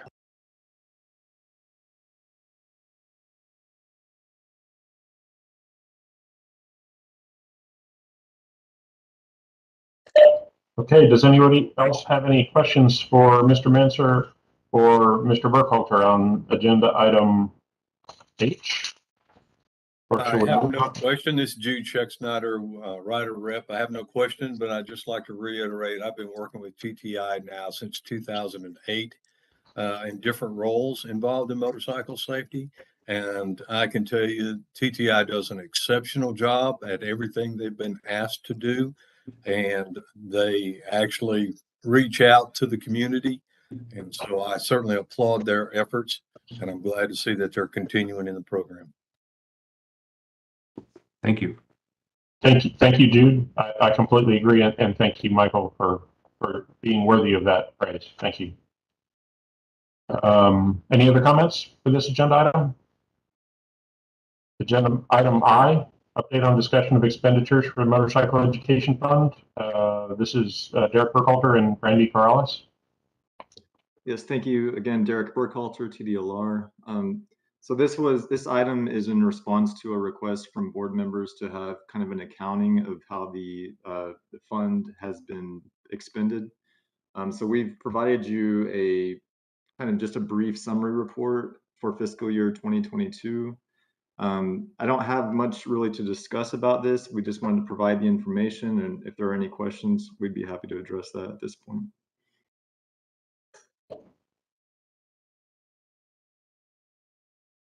If I don't see any questions, then thank you, Derek, for that. And we'll call on Derek again to discuss the establishment of motorcycle safety grant program. Agenda item J. I think Mr. White had his hand raised. Sorry. I'm sorry, Rick, go ahead. That's okay. Real quick, what is the current level of the fund and how much actually have we been able to use out of it? Is there a report I missed in the agenda? So, well, I guess Brandy is on the line. Brandy is our finance director. She may be able to flesh this out a little bit for us. Brandy. Absolutely. So with the report that you have in front of you, we are appropriated $640,241 for fiscal year 22. So that is what we have the authority to spend. The fund itself, the one that we know the balance is relatively flush in, is around 18 million, I believe. I don't have that number right in front of me. I can look it up and respond. But that is kind of where we're at. What's in the fund is, lots of millions. And then what we get to be able to run the program here at TDLR, we are appropriated the 640,000. Does that answer your question, sir? Yes, I believe so. Yeah, that's all I got. Okay, thank you. Agenda item J, motorcycle safety grant fund, Derek Burkhalter. Thank you again, Derek Burkhalter, TDLR. So this is in response to requests to discuss the possibility of a grant program. The statutes do provide the ability to establish a grant program. However, again, we come up against the problem of not being appropriated enough funding to carry that out. So just because the statute says you may establish this, that doesn't mean that there are dollars set aside for that purpose. And we are only allowed to tap into the fund for our appropriated amount. And so that's the same problem that we kind of run into with the contracts, is we just don't have the level of appropriated funding to perform that function. So given that, I mean, that's where we stand. We can point that out to legislators, and look for possibly additional appropriated amounts. But I kind of wanted to shift the conversation to, if we had that funding, what kinds of grant programs or opportunities would you all envision that we would establish? And kind of just throw the idea making out there, and in that way we have some ideas. If we're asked about it, we can give that feedback in response. Jeff Alford, Advisory Board. One thing that came to mind is something that comes up at every single meeting we go to or are part of with Dr. Manzer is subsidized courses. We know inflation's causing the things to go up. Everything costs more. A clutch lever, gas, mechanics, everything goes up. To get these people, and specifically I'm thinking of, and Dr. Manzer will know who I'm talking about, the writers from Corpus Christi. They come there every year saying how the Corpus Christi's have this huge rider population that doesn't have enough money to take the class. It's becoming a rich person's thing. So if we could look into a way so that the sponsors aren't losing a bunch of money trying to give away free classes or reduced cost courses, the state could step in and say, hey, for some people, you can apply for these grants and we will subsidize your course. Now, I don't think it should be at 100% because you got to have some buy-in, you got to put some skin in the game, or you lose interest. Even if it was just some nominal amount, but you still had to come out of pocket for it, just enough to make it painful enough to show up. Or not show up.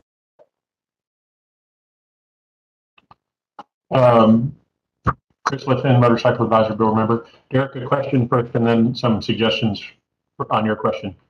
You don't have the resources at TDLR to realize the grants. If you had a volunteer outside of TDLR that was willing to do some of the work to create the grants, is that a possibility from the community? I'm not sure when you say do the work to create the grant. Well, you don't have the headcount, you don't have the resources to administer the grant program, right? So what if you had somebody who's willing to do the grant writing and create some of the content for you, and then you just had to review it and put it in place? Is that even a possibility to have an outside resource from TDLR to generate product that only needed to be reviewed potentially? Well, so it's not necessarily an issue of having personnel available to perform tasks as much as the issue is that we don't have the money to award out. In other words, you can't create a grant for money that isn't there.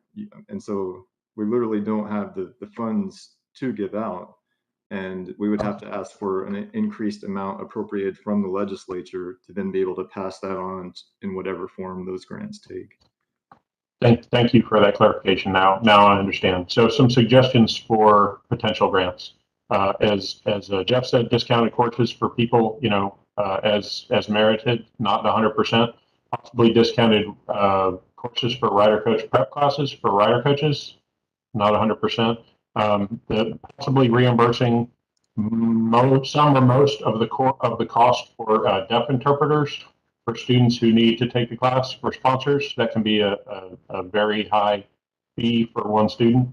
If there's, I don't know how this would work into a grant, but I'm a big proponent of the annual conference for motorcycle safety professionals.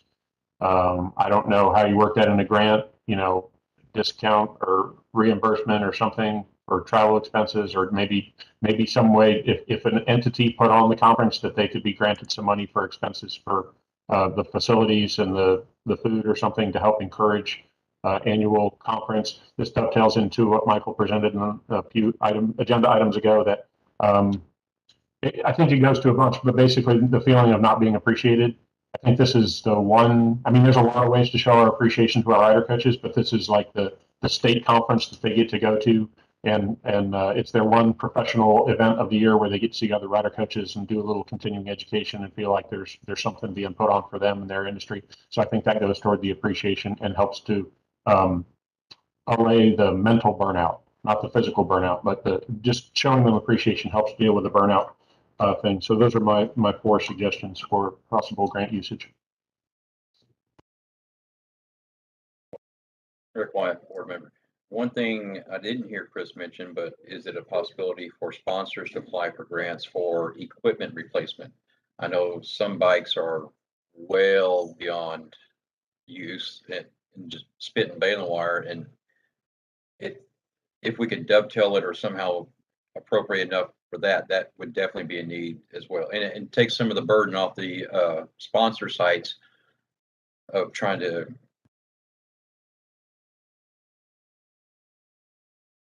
maintain bikes that are beyond training life.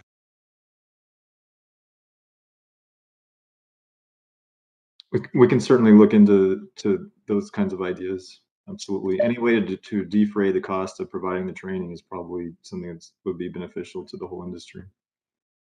Chris Litton, advisory board member. I appreciate your comment, Rick. I'm not sure as a sponsor that I like the idea. I should be paying for that myself, probably for the most part.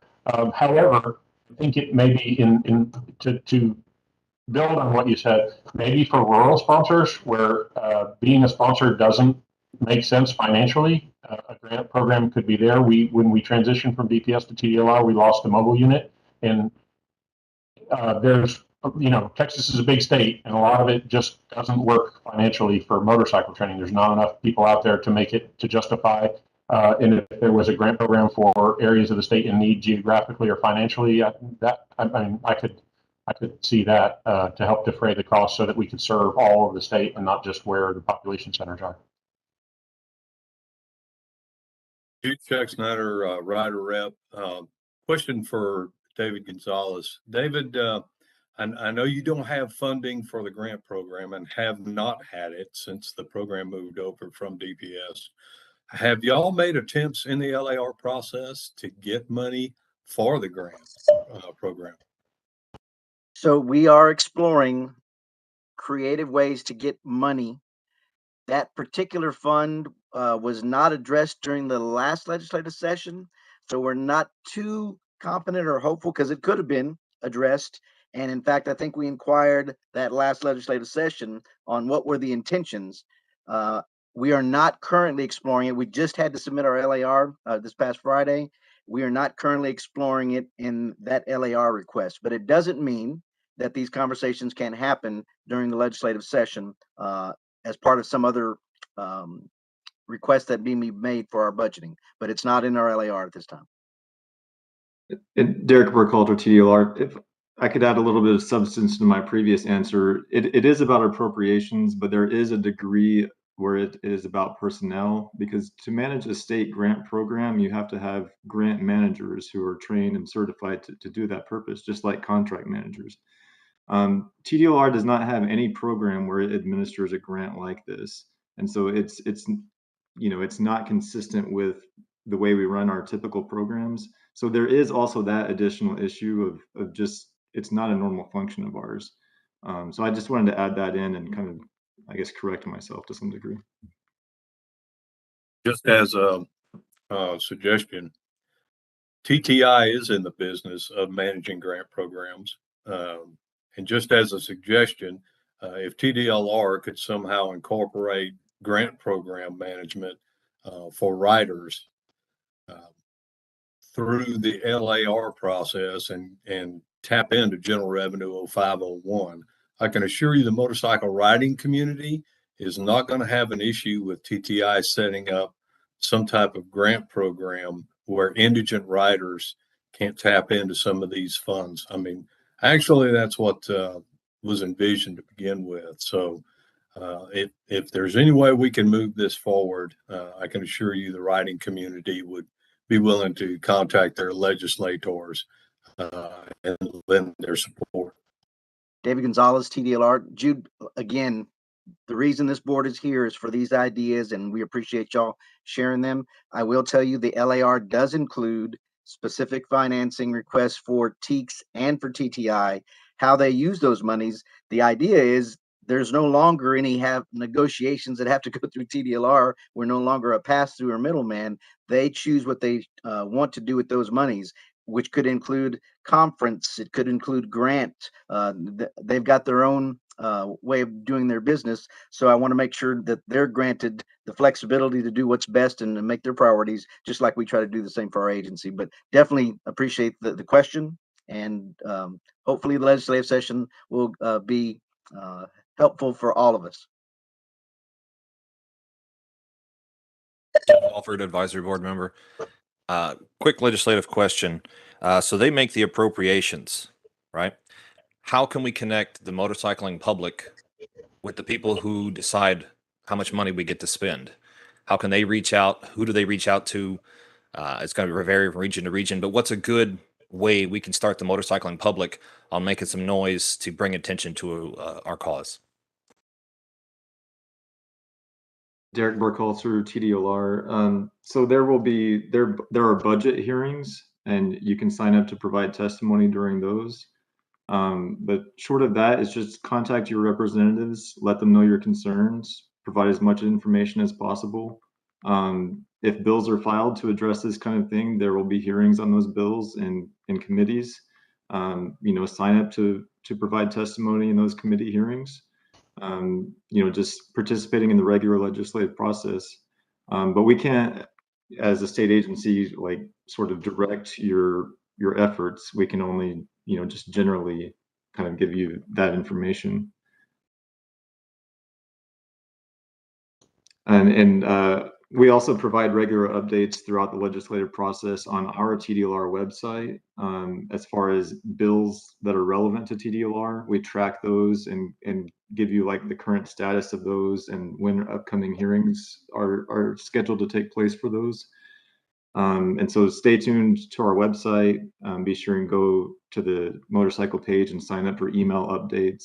And we provide as much information as we can throughout the legislative process.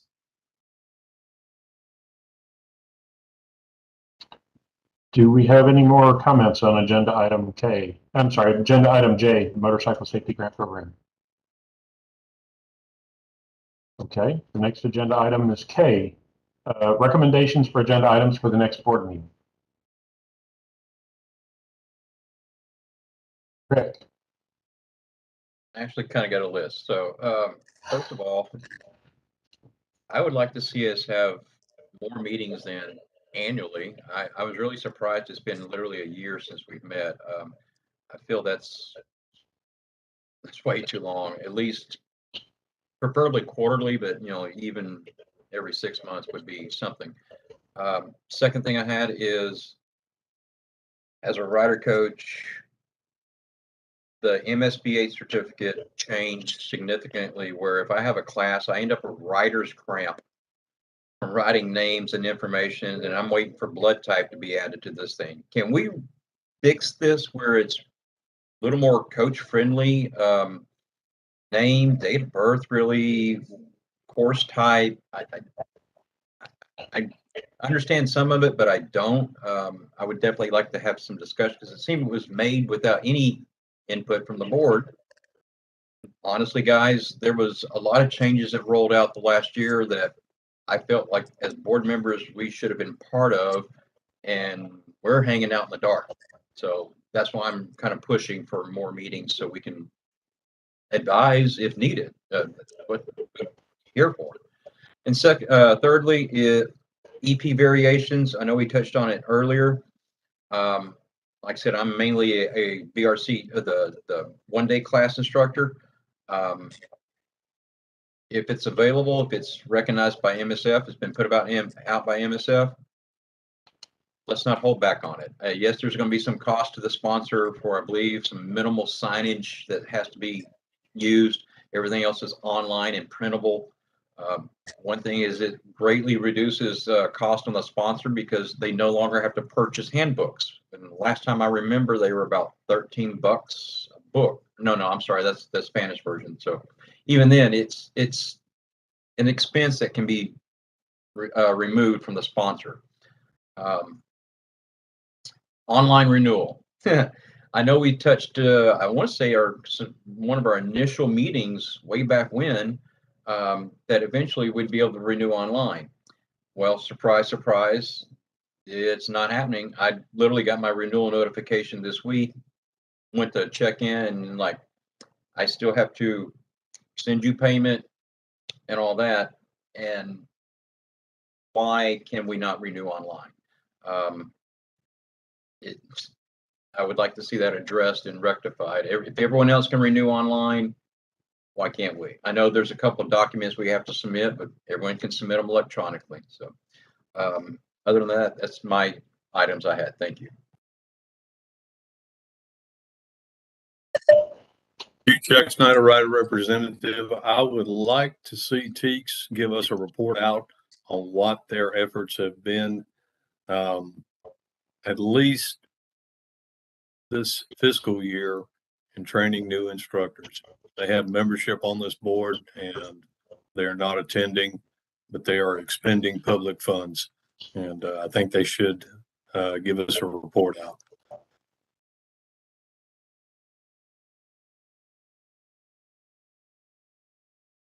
Chris Lidfin, Advisory Board Member. Couple things. To Jude's point, it'd be nice to have Tony White attend a meeting. I think many members of the board would like to talk to him, see his face, ask him questions, hear what he has to say. It directly relates to what we've been talking about all day long. So I would like to request that. And my other item I'd like to put on the list is, I don't know if it's a working group or agenda item. I'd like to talk about modifying the requirements for out-of-state rider coach approvals. If we could, like I said, we're in a desperate situation here. I think I'd like to make that a smoother process for out-of-state coaches. If they're certified by the curriculum provider to teach that class, and it's a certified curriculum for Texas, then it should be fairly easy to get them put in. They would be no above or no below someone who's graduated from a curriculum rider coach prep class in the state of Texas.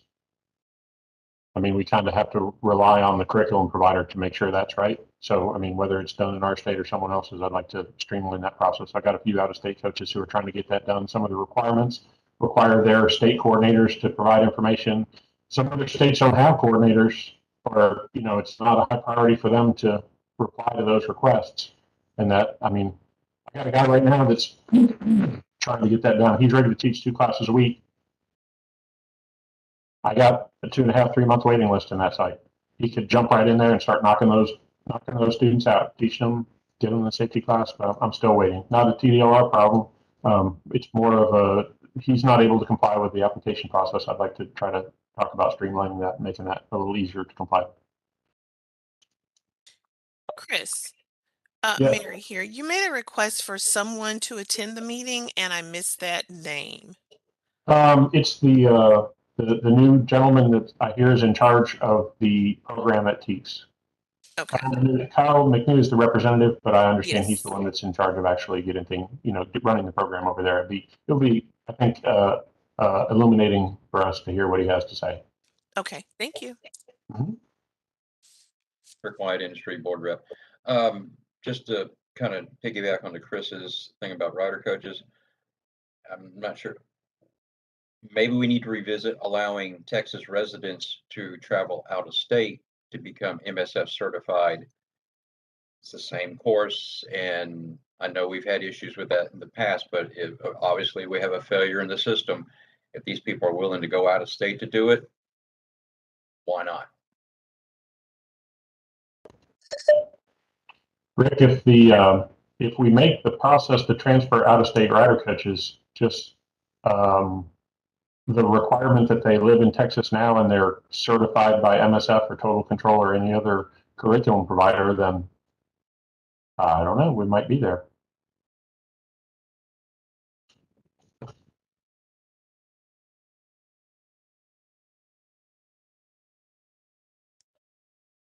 Okay, if we don't have, and I know I feel like I'm rushing everyone, but I don't want to rush everyone. But I do want to remind us that the recommendation for agenda items, that doesn't end today. So advisory.boards@tdlr.texas.gov, reach out and we will get in additional agenda items if after the meeting adjourns, you think of something else. Thank you, Mary. I appreciate that. I echo that. Does anyone else have any items before we move on to the next agenda item? Or we can follow Mary's suggestion and take that up between now and the next board meeting? Hearing no more items, agenda item L, discussion of the next time and date. Delia could poll the board, but I think we're going to do that offline so that we can contact people and find out when would be appropriate for the next meeting. So I think we have completed agenda item L and agenda item M. Adjournment. Thank you all for attending and contributing. I appreciate it. I learned some things. I contributed some things. I feel like we're trying to do the right thing and make improvements. So thank you for that. And at this time, barring any other comments, I'm going to adjourn the meeting at 12:34. Thank you.